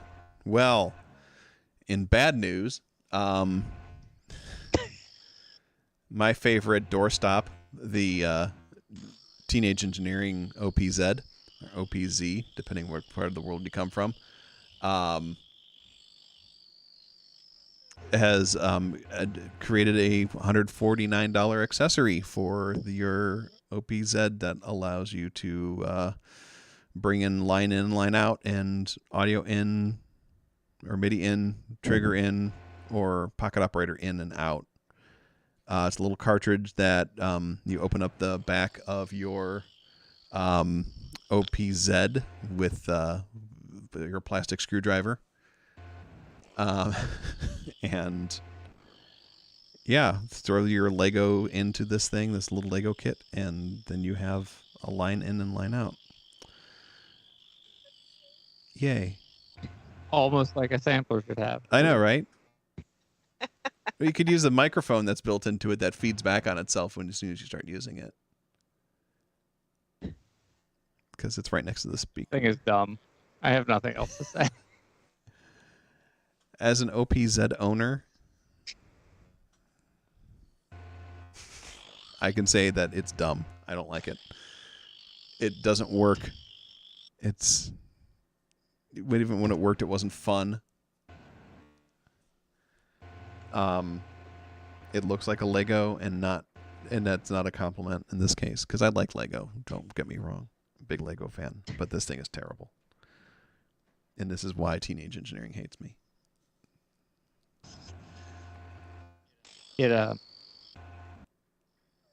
There's some clever looking stuff in the OP1, I think. I don't have one. I haven't used one. It looks kind of cool. I had an OP1 and it was fun, but I wasn't doing anything with it but like turning it on, twisting a knob once in a while, being, oh, that's fun, and then I just put it away. Yeah. And that's kind of what I would imagine. I bought it for $700 and I sold it for $1,100. So there you go. That's the best exactly. thing about it. So You made that a was profit off fantastic. it. Yeah. But yeah, that's very yeah. good. That was the best part about it, I think, was the fact that I made a profit off of a piece of gear. But, you know, I've bitched about the OPZ enough. I don't think I need to do it again, do I? All right, I won't then. I won't say anything else about bitching about those things. So, yeah, the line module, you get audio signal in and out of the OPZ. Gives you a stereo line input and an additional stereo line output, which is nice if you are splitting things up and doing things, sending stuff to different signals paths or whatever.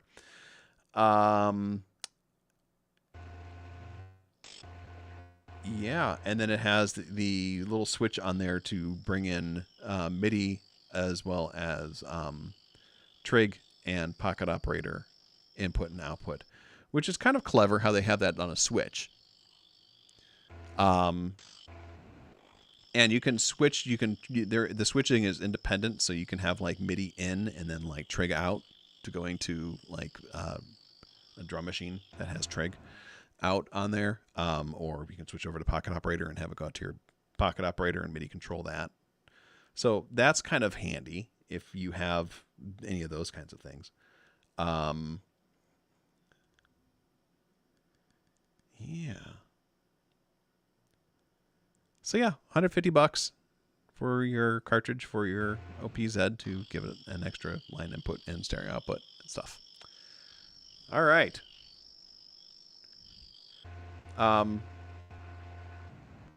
So Christoph, you posted this next story.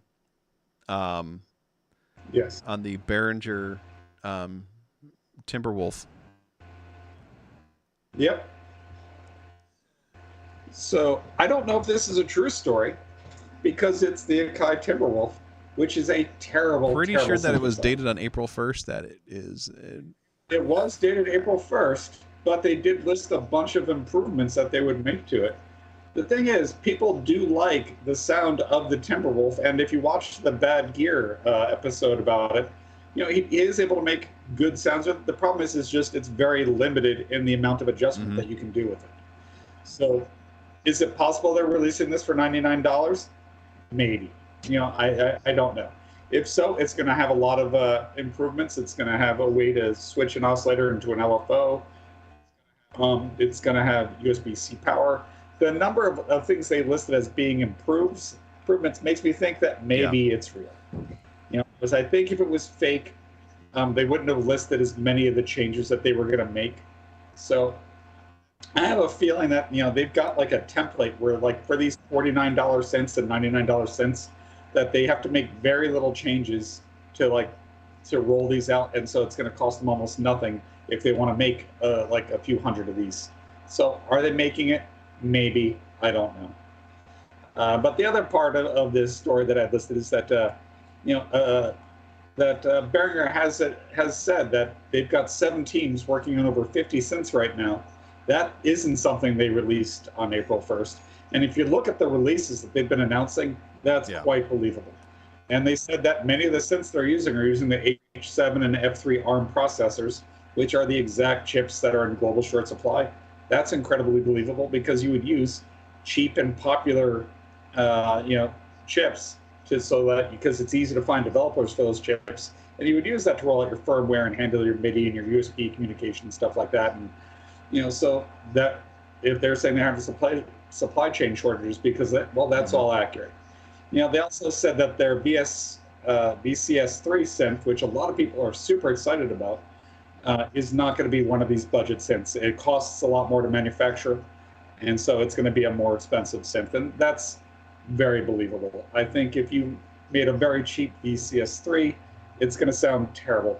The VCS3 is a difficult to use synth. It's known for basically sound effects because it's very hard to use it musically. It's very hard to keep it in tune. With the pins that you use for the modulation, they had 3 different pins that they used with different accuracies that would change the modulation. And people just kind of gave up on using it because it was hard to always get the pitches right at all.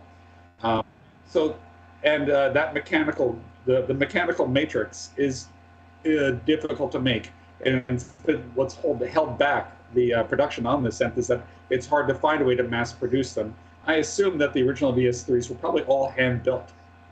So, and they mentioned that even just the wood ends on this cost a lot. So, but that's exciting news for VCS3 people. Yeah, and it does look like every synth that you might want from the past, Behringer is probably going to release in the next few years. They did a CS80 one too that they announced. Yeah. They've had the DS80 announced for a while, which is their CS80 clone, and they're doing a budget version of that, which is going to be like $50 or $100. That's only going to be one voice, but it'll probably have limited modulation, which kind of defeats the purpose of having a CS80. But I mean, if they have the right modulations, and let's be honest, we just want the Vangelis sound from Blade Runner. After that, nobody cares about the DS80. So if it does that sound, they're going to sell. So my theory is that Brad from Isla Instruments is in cahoots with Behringer, and they're, because now he owns every synthesizer in the world. He's just bought them all. So now he's going to use that to help them create cheap knockoffs of their synthesizers.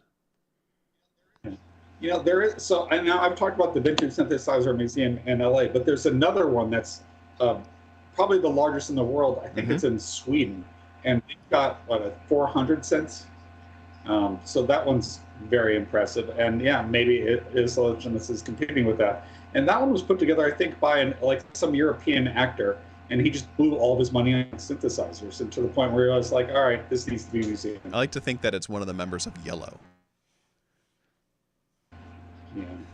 Actually, if you look it up, it'll tell you who it is. And it was some guy, I didn't remember who he was, but Yellow would be better. One of the guys from Yellow is like a billionaire. because he Oh, was like a amazing. CEO of some huge thing, and then he's also like a restaurateur that owns like 16 restaurants across Europe. Oh, And nice. he's like Well, that's- literally is just like he's not hurting for anything, and Yellow is just a fun thing for him to do. Yeah, well, I guess I don't have to feel bad for the guys from Yellow. Yeah, no, Where right? are they now? Yeah, don't have to worry about that. And actually, I'm a kind of a fan of Yellow, and I bought like their Yellow's newer amazing. albums are just as amazing and fantastic as they've always been. They're just as goofy and weird, but Yeah. It also but also like brilliant. really well done and very incredibly well produced. That's what I mean. It's Yeah. so well executed. Yeah. They have made some truly amazing music videos Oh, yeah. too. And they're all like old dudes, and they're still making these incredibly weird music videos, even as like old Yeah. dudes. You know? I strive They were No, never they never young. were. to be old and making goofy shit as well. It's the best you can hope Oh, yeah. for. Despite what Kenny Rogers says. Kenny Rogers is made out of plastic anymore. He died in his sleep a long time ago. Probably. He didn't know when to fold them. Right? Hey. Womp womp. Yeah, Dieter Meyer is the one guy from Yellow who's like has the restaurants, and he's a board member of Euphonics, and he's like, you know, a couple hundred millionaire, at least in Swiss francs. But yeah, it's crazy. Well, two of the guys from Kraftwerk came from old money, and that's why they never had any need to sell out. And I think that's why one of the reasons why Kraftwerk was able to stick to their aesthetic ideals that they had from the beginning, right up to their last release, because they didn't have to sell it, they didn't have to follow trends, because Yeah. they didn't need the money. They could do what they believed in. Yeah. That's awesome. Yeah. They probably didn't bitch about synthesizer companies like we do, so we've damned ourselves. We'll never be like that. Oh, If only they had Twitch, they would have. I know, right? If only they had some kind of method to get their highly opinionated, misinformed opinions out there, All right. well, Kraftwerk had, it would be 4 mannequins right? that spoke through a program. Or they would just speech sit there. synthesis. Kind of like what Jeff and I would do if no one else was on the show. We would just sit there and do other things for 2 hours. Christoph and Robin, you're the only people that keep us up to, disciplined enough to do this show. We'd fall apart. I mean, you'd be talking about, Rolly. Yeah. All day, so, yeah. I mean, I kind of do anyway. I mean, true. All right. Well, this is an interesting piece of news. This company, FC Pro, has introduced a customizable, upgradable mixer that's supposed to be leaned toward synthesizer users. And basically what this thing does is that you use a configuration tool online. Christoph got so mad he left. His flashlight was due to come out of the freezer. Filled with jelly and ready to go. Time would come. He'll be back shortly. Give him 5 minutes or so. Yeah, right. 45 seconds.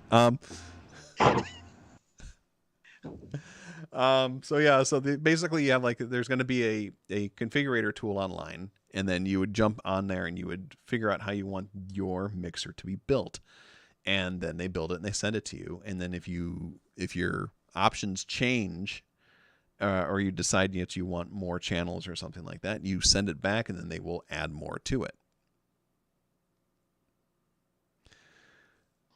This is a pretty good model. Yeah, I guess. I don't know if it's really sustainable. Oh, that was quick. How'd that fleshlight go? It's not cold enough. Okay, to as put I it said, back I in feel the like freezer fucking a for rolling it. seaboard. That's what it was. I gotta get it real cold. Frigid even. I gotta feel like I'm being punished. That makes it hot. Makes me think of my mother. How'd you get kicked off Twitch? Funny story.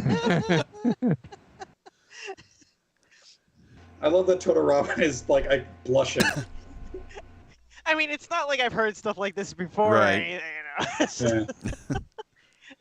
I needed to laugh today. That's why you came on. Yeah.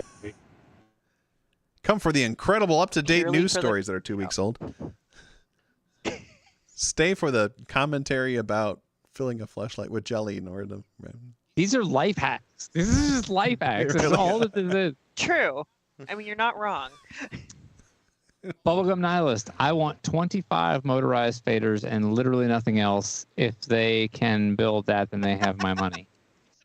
Except this is like the complete opposite, where it's like no faders. Yeah, Yeah, if this you is look all at these things, these knobs. are all knobs. There's no faders on this thing, which is an No faders, all interesting design decision.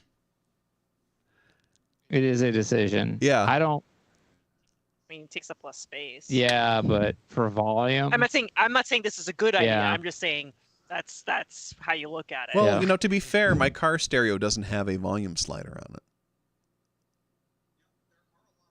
There are a lot of rack mount mixers that Yep. have knobs instead, and then there are underneath a patch bay, which this has. So it's kind of like instead of getting separate components, it's all in one. But and for synths, yeah, sometimes you're just putting it at like a lot of people I know, they never touch on the mixer. They adjust the volume on the synth or in via Yeah. MIDI and stuff Yep. like that. So I guess it can work. And for live rigs, you see this a lot more often because the amount that people want to travel with. So maybe that's what they're thinking. But I know for mixing, I would hate to use knobs. And I think it also depends on like how are the knobs being dealt with. Like, is there enough like tactical feedback on it, where like can you feel the clicks to be able to like distinguish, or is it like a knob that just like loosey goosey goes all over the place and you can't like Mhm. ramp it as well as you'd like? It really depends.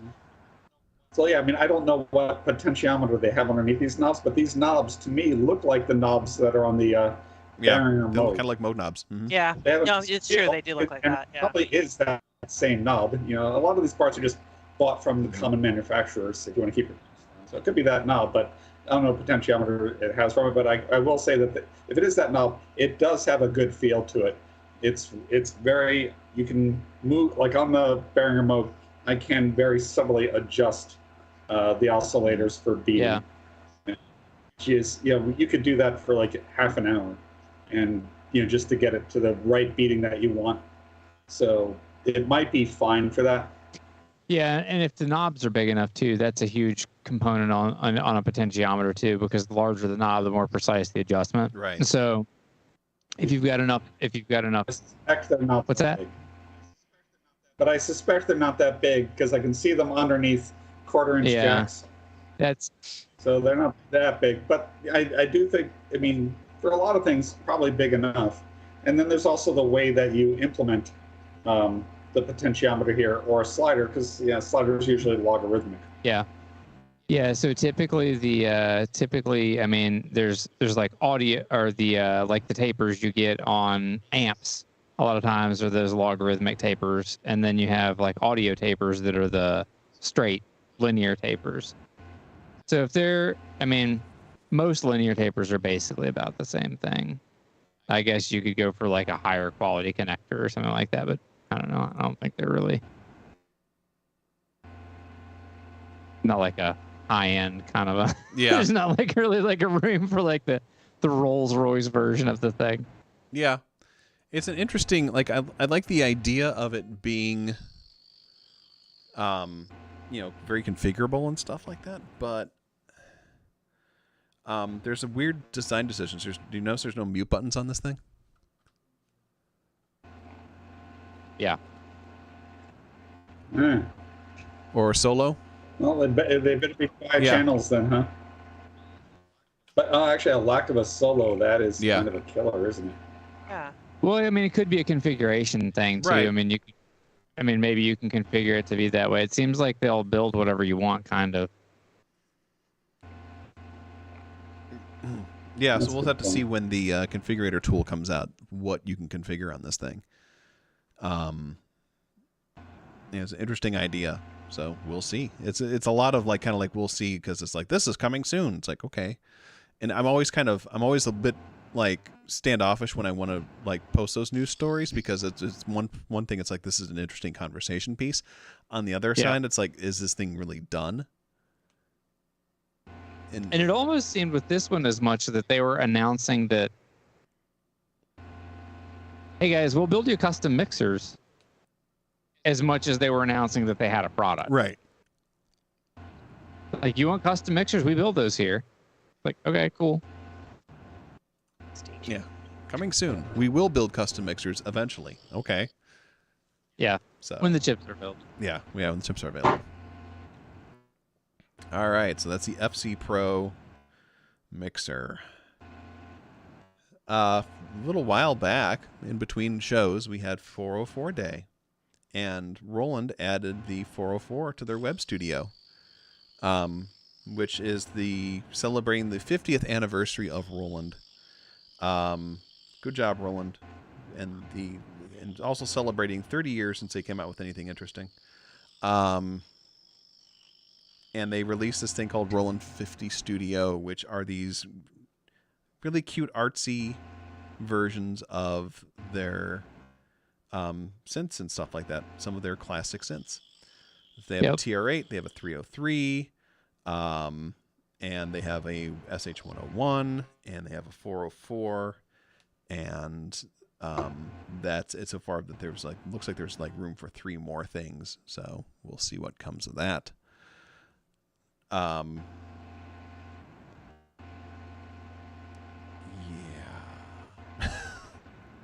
Yeah, they're fun to play cool. with. It's a fun little thing to it's a fun thing to play with. They work on your smartphone. Mm-hmm. So if you're standing in line somewhere, you got your headphones in, like they're fun to jam on. You can pop it open. You're not gonna do anything serious with them, but they sound pretty good. They're kind of fun. The visual representations are cool. Yep. It's funny because I just picked up the memoir of Ikutaro Kakahashi, the guy who founded Roland. It's great because the book is called An Age Without Samples. Originality and creativity in the digital world. And it just came today, so I haven't gotten a chance to read it yet, but I'm kind of looking forward to seeing what what he has to say about this. He's retired now, obviously. I don't even know if he's still alive. Yeah. He passed. Yeah. So. Yeah. Founder of Roland. Okay. Yeah, he's gone. So yeah, I picked that up. So it'll be interesting because I want to see what point did they stop making anything interesting. This is why Roland hates me. Yeah. I mean, I can disagree if you want me to disagree. All right, so Roland's done a lot of interesting things in the last 30 years. Just not interesting to you. After their analog days, they did come out with and they did introduce the D50 and the Romplers, the D50 is a groundbreaking synth. And then the continuation of that engine, which became the JD880, the JD990, which people love, and then the most popular desktop module ever, or rack mount module, which is the JD1080 line, and followed by the 80, 3080, 5080, which is just all over 90s music.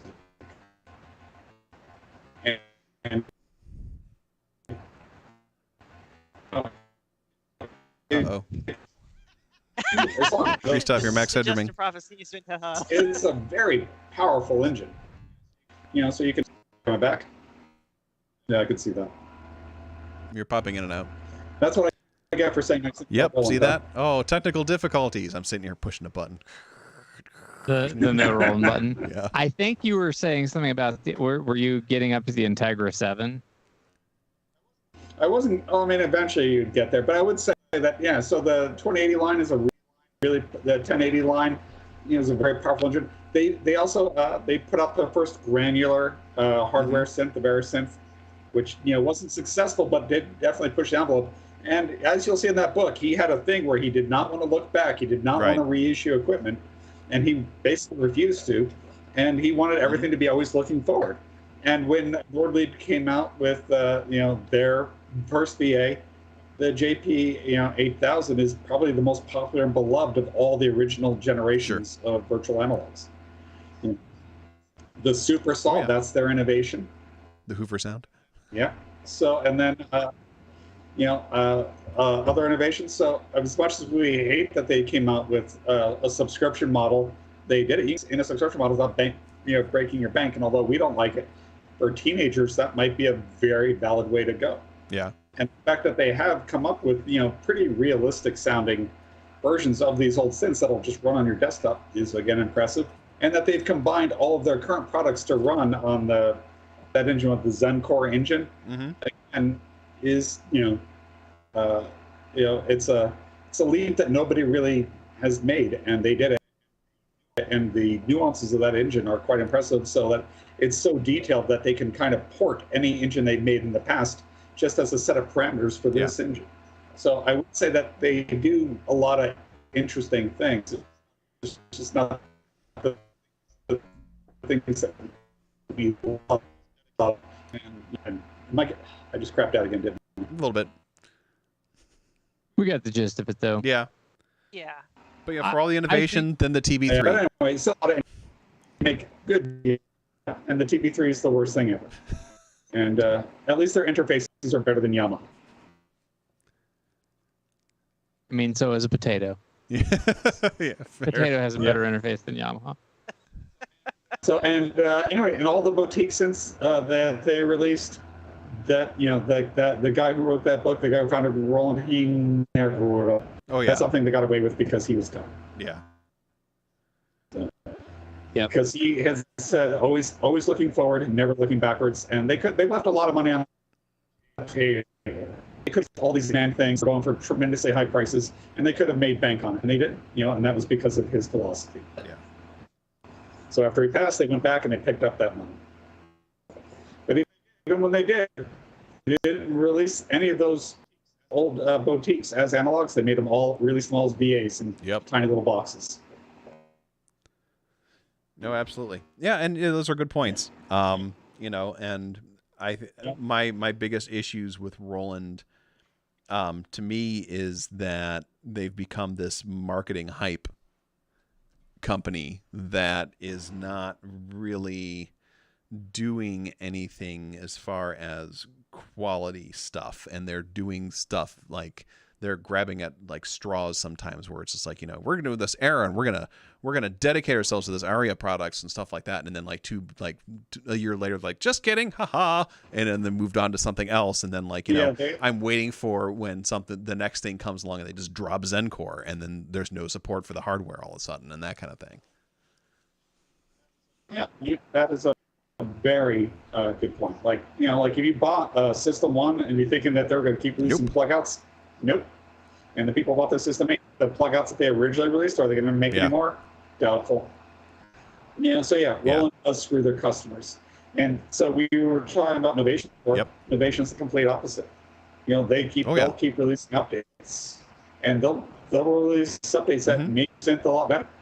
And a lot of companies do that, and Roland doesn't. Once Roland has your money, they are done with you. So they're innovative. Or they're going to try to find, once they get their money, once they get your work. money, they're going to try and figure out ways to get more money out of you. Yeah. It's basically a one and done. It's like, here's your but model, now you we'll make something else and not improve upon these. That role, you better not buy it thinking it's going to be something else. It better be everything that you want it to be right now. In fact, you could argue that Deluge's marketing philosophy is based on being anti-Roland. They say, we're not going to tell you what we're working on, and and what might come. Buy it if you like the way it is right now. Yeah, legit. That's really honest, and and then you can't fault them. So, are we going to introduce Wavetable? Maybe. If it doesn't work out, you better buy it for what it does right now, which is not the Roland way, and I really respect that. Yeah. One thing I will say that I think Roland has done that is fairly innovative. I mean, it's not brand new, but it is within the 30 years. On the Integra 7, I do think that their behavior modeling on the Supernatural sound is like pretty much astounding. So for anybody who's not familiar with that one, that's it's not a synth that you see a lot because it's very much sort of like targeted at professional users, I think, and this is the way that like a lot of rack mount samplers were back in the day. But it's sort of the logical extension of the JV 1080 line and 5080 line. What's that? And the 5080 line and stuff like that. Yep. XD 5080. It's Yeah. and it has And they added new synth engines to it. yeah And they, effects modeling. they've added some new synth engines to it, but it's got all the original sounds there. But it has this thing that they call the Supernatural system in it, and it handles behavior modeling. And so if you're playing a guitar, you don't have to change the way that you play the keyboard, but it knows where you're playing the notes, and it strums some things and it plucks some other things. It is insanely good sounding and very believable. So that's probably the most interesting thing that I've seen them do, I think, which is like sonically interesting. Interestingly enough, behavior modeling is also what I use to keep Wamba in the reactor. Ah, smart.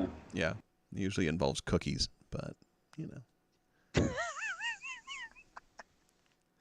But guitars work too.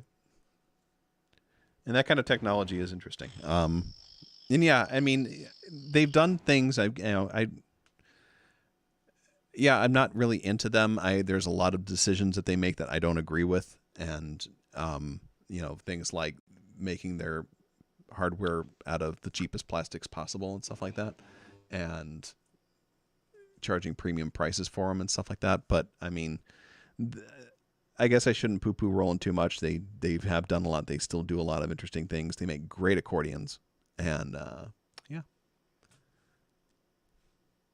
Here's to another 50 years. And they make the best.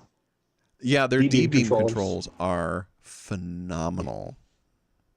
Nobody D-beams like Roland D-beams. I love that my guitar has a D-beam on it. I was just going to say this. All right. Well, speaking of D-beams, BT, yes, that BT, the hair man himself, has teamed up with Plugin Alliance and has released a new reverb unit, which is actually pretty cool. It's called Tails. And it gives you these very interesting. It's very interesting how the reverb system works on this, and part of it's based upon the idea that if you just play notes through a reverb and stuff like that, what happens eventually is you get these weird collisions and stuff of the different notes being played. And what this does is one of the things this does is it does this like ducking thing where it finds a threshold of these notes before they come together and it ducks one of them out. So you don't get the weird dissonance and stuff like that happens with too much reverb and everything on all those notes. And it will even do things like it'll reverb one note at a time. So it'll fade out one note and then bring in as the other one starts playing. It's just a interesting way of doing reverb. It's almost like a compressor it's like a reverb compressor in a way, for want of a better term. And it bends the pitch of the reverb too. This sounds like voodoo wizardry, but if you go listen to this thing, it's the best sounding reverb I've ever heard. Yeah. It's incredible. Yeah, it's really fucking amazing sounding actually.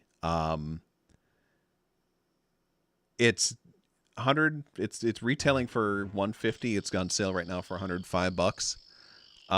So it's not an inexpensive plugin, but it's really good. And BT, like, he did another plugin as well. What was that one? That was the glitchy one.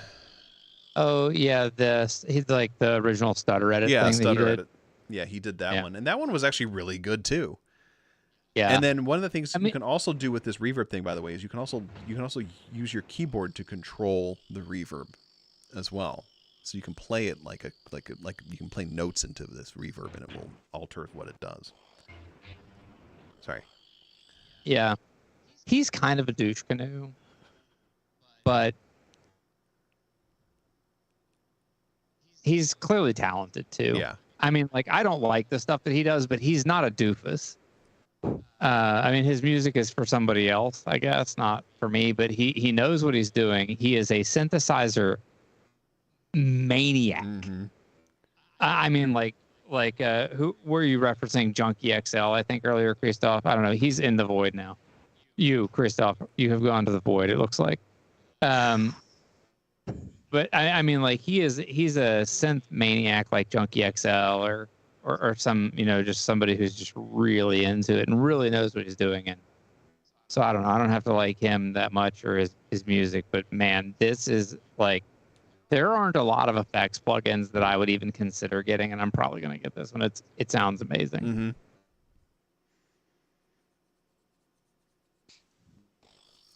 Yeah, it's pretty brilliant sounding. There's an intro video. You can probably skip over that because it's just him talking a lot. Go right into the audio examples and hear what it does. They give you dry and wet examples on it and kind of get an idea as far as that's concerned. But this thing just sounds good. I'm probably going to pick it up myself. Yeah. Yep, check it out. That's the thing that I always find, like, I like big long reverb tails. But they always just get into muddy garbage land. And this makes it not get into muddy garbage it land. removes the muddy garbage land and leaves it clean and pristine. Crisp and clean and no caffeine. That's it. That's what I always, right? That's what I always say. Quoting from old 7-Up commercials.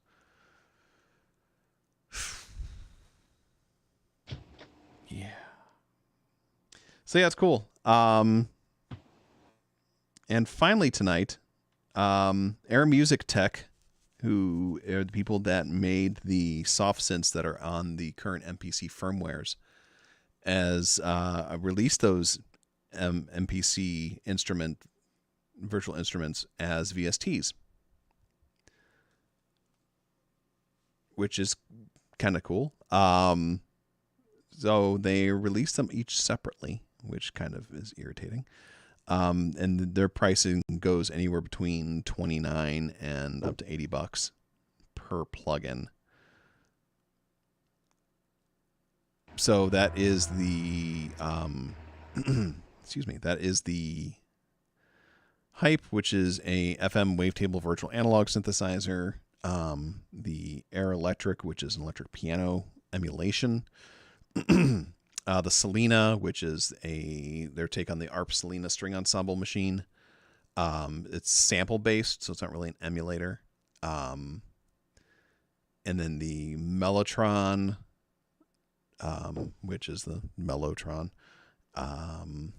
The Bassline, which is a mono synth, like a 101 kind of emulation. And then the Tube Synth, which is a polyphonic synth based on the Vacuum Pro analog modeling technology.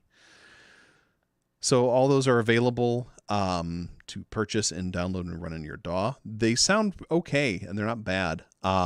They're not mind-blowing.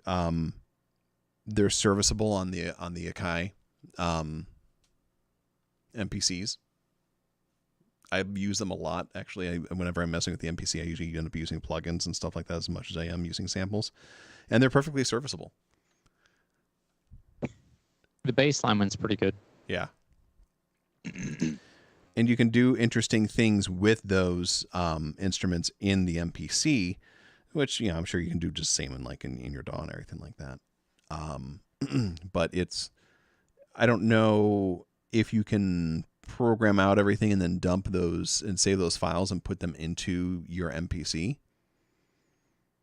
I'm not sure if it has that cross compatibility or not. That would be kind of cool, but it doesn't say anything about that ability. Oh yes, it does. It's right there. I just missed it. So yeah, you can share your presets with the hardware, with the MPC and the DAW. So that's cool. If you don't want to program on your hardware, you want to do it in your DAW or vice versa. So yeah, that is out now. And they are having sales on everything at the moment.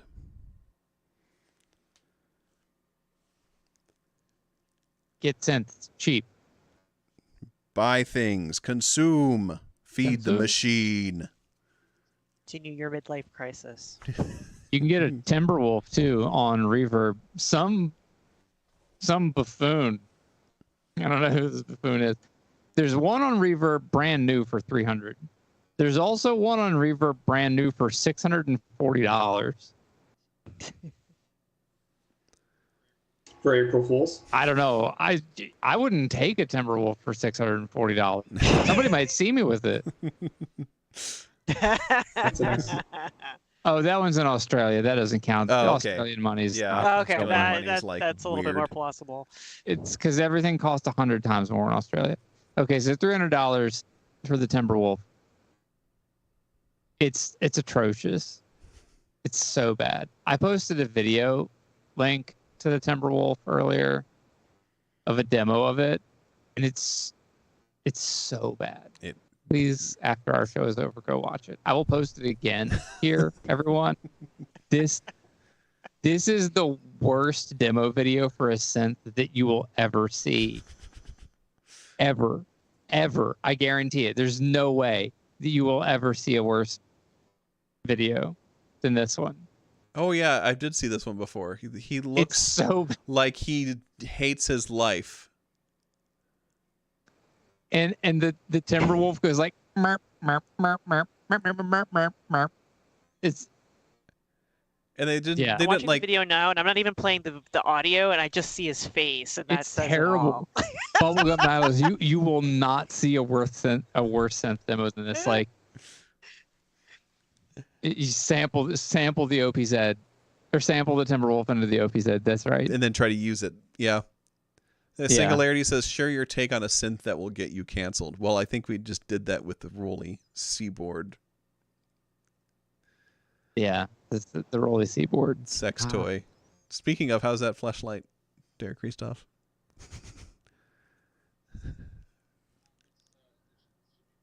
That's good. It should be frozen now. Let me check. Just chill. Good thing we finished up our news articles just in time. I know, right? Just in time to jump into the pleasure zone that is your frozen jelly-filled fleshlight Take that your- is the Seaboard. Mm. Zone.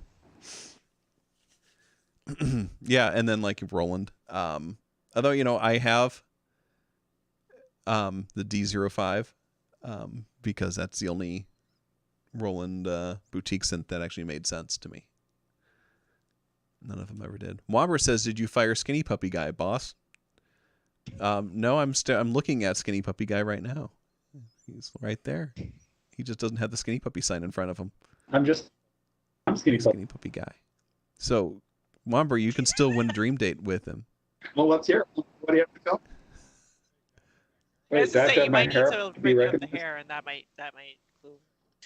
All right. You're not in your standard position either, so. Right, you're throwing them off. You're like Yeah. incognito right there. Yeah, I know. I should be farther away and standing behind my Right. laptop. Womber wants to know, is the contest And, still on? I don't have. I don't have my tripod, and I don't have the. I don't have the second way. Very like- close to the same laptop. It's like now. conservative. But Barbara, bankers. if you want to see me in my usual setup, come on Twitch tomorrow. Come to my channel, and I'll be on from 9 to 11 p.m. DJing industrial music. There you go. Show up. It's the law. Yeah. Which contest? Is which contest still on? The Dream Date with Christoph with Skinny Puppy Guy contest. Okay.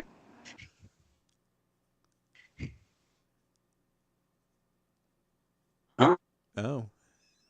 All right. Oh yeah, that's that hacksaws and hand grenades video is talking about Skinny Okay. Puppy. Oh, yeah. That's right. You did it with Serge, yeah? Yep, Serge and a friend of his. Yep, win a date at Starbucks with Skinny Puppy Guy. That is the exact. That's the exact thing. So if Christoph makes it to NobCon this year, Wambra, you can win a dream date with Christoph to the Starbucks around the corner from the conference hotel. So, Wambra, if you can find the catalytic converter for a 2012 Toyota There you Prius, go. do I have some good news for you? The date just got That's dreamier. how you win a Because that date. is affecting, The dream date will be. because that is going to affect. That is affecting all of my plans for the rest of the year. So I'm actually not accepting any more DJ gigs after June, because I'd already accepted gigs up till June, but the rest, it's like I can't make them. So I'm going to lose money on every gig I have to rent a car to get, because the car rental will be more than I make DJ. So true. Car rentals are so expensive right now. Mm. There's a shortage of cars Exactly. too. Like Enterprise, I wasn't able to get a car the first day I was supposed to get one. So like, yeah, we don't have any. You know, nobody returned their cars, and apparently everybody is crashing their cars. Yeah, when I had to bring my car in for service, it's like I ended up fitting I told them, give me the cheapest thing on discount, and it's like a Nissan, like a terrible Nissan Sentra, and it was like I luckily got that for $20 a day, but like looking at normal prices, that would have been like 60 or 70. And I'm like, that's Wow. not worth it for a Nissan Sentra. Sorry. Yeah, because right now I'm renting a Chevy Spark, which is about half the size of the Prius. It's it's about the size of a smart car. It gets 22 miles to the gallon, even though I could fit it in my pocket. So, and I'm paying $40 a day for that. Calliope says to bring your Prius to Tennessee and he'll weld a straight pipe to it in keeping up with the customs of his people. Yeah. Unfortunately, I looked into that, and it says that it will damage the engine on the Prius because the Prius is calibrated in a certain way. In fact, I couldn't drive it without it because part of the coolant system is run through the catalytic converter too. So often when they cut them out, you'll drain your cooling system and blow your engine if you try to run it after they take your catalytic converter. Wowzers. Well, there you go. Yay. We learned something tonight here on Tangents. Yep. So don't do that. It wasn't about music or sense. Nope. Learned It something. was about catalytic converters on the Prius. We all find Yes. engine. Now we can become mechanics.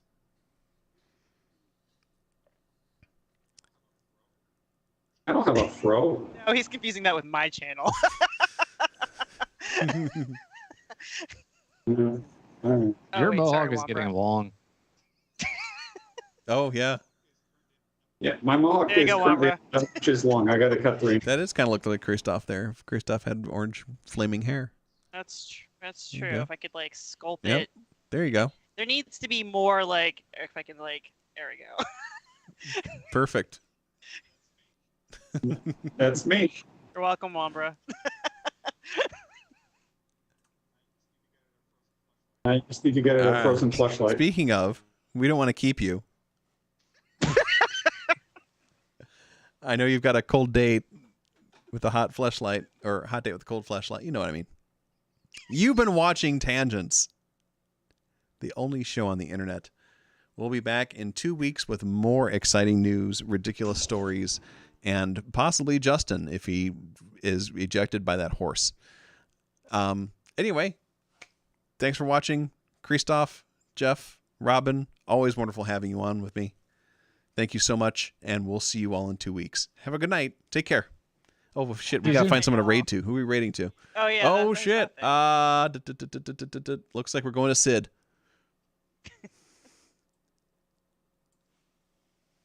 Let me set that up. Talk amongst yourselves. Do do do do do do do. Here we go. I want to go back in the stream and count how many times the word fleshlight was used. Make it a drinking game. There you go. All right. Hey, we are. found a sponsor. Yeah, right? Fleshlight. That would- Tangents brought to you by Fleshlight. I mean, that sponsor would probably be more reliable than a lot of synths. Yeah, that's true. So, Yeah, hey. it's rolling. All right. Yeah. See y'all soon. Take care.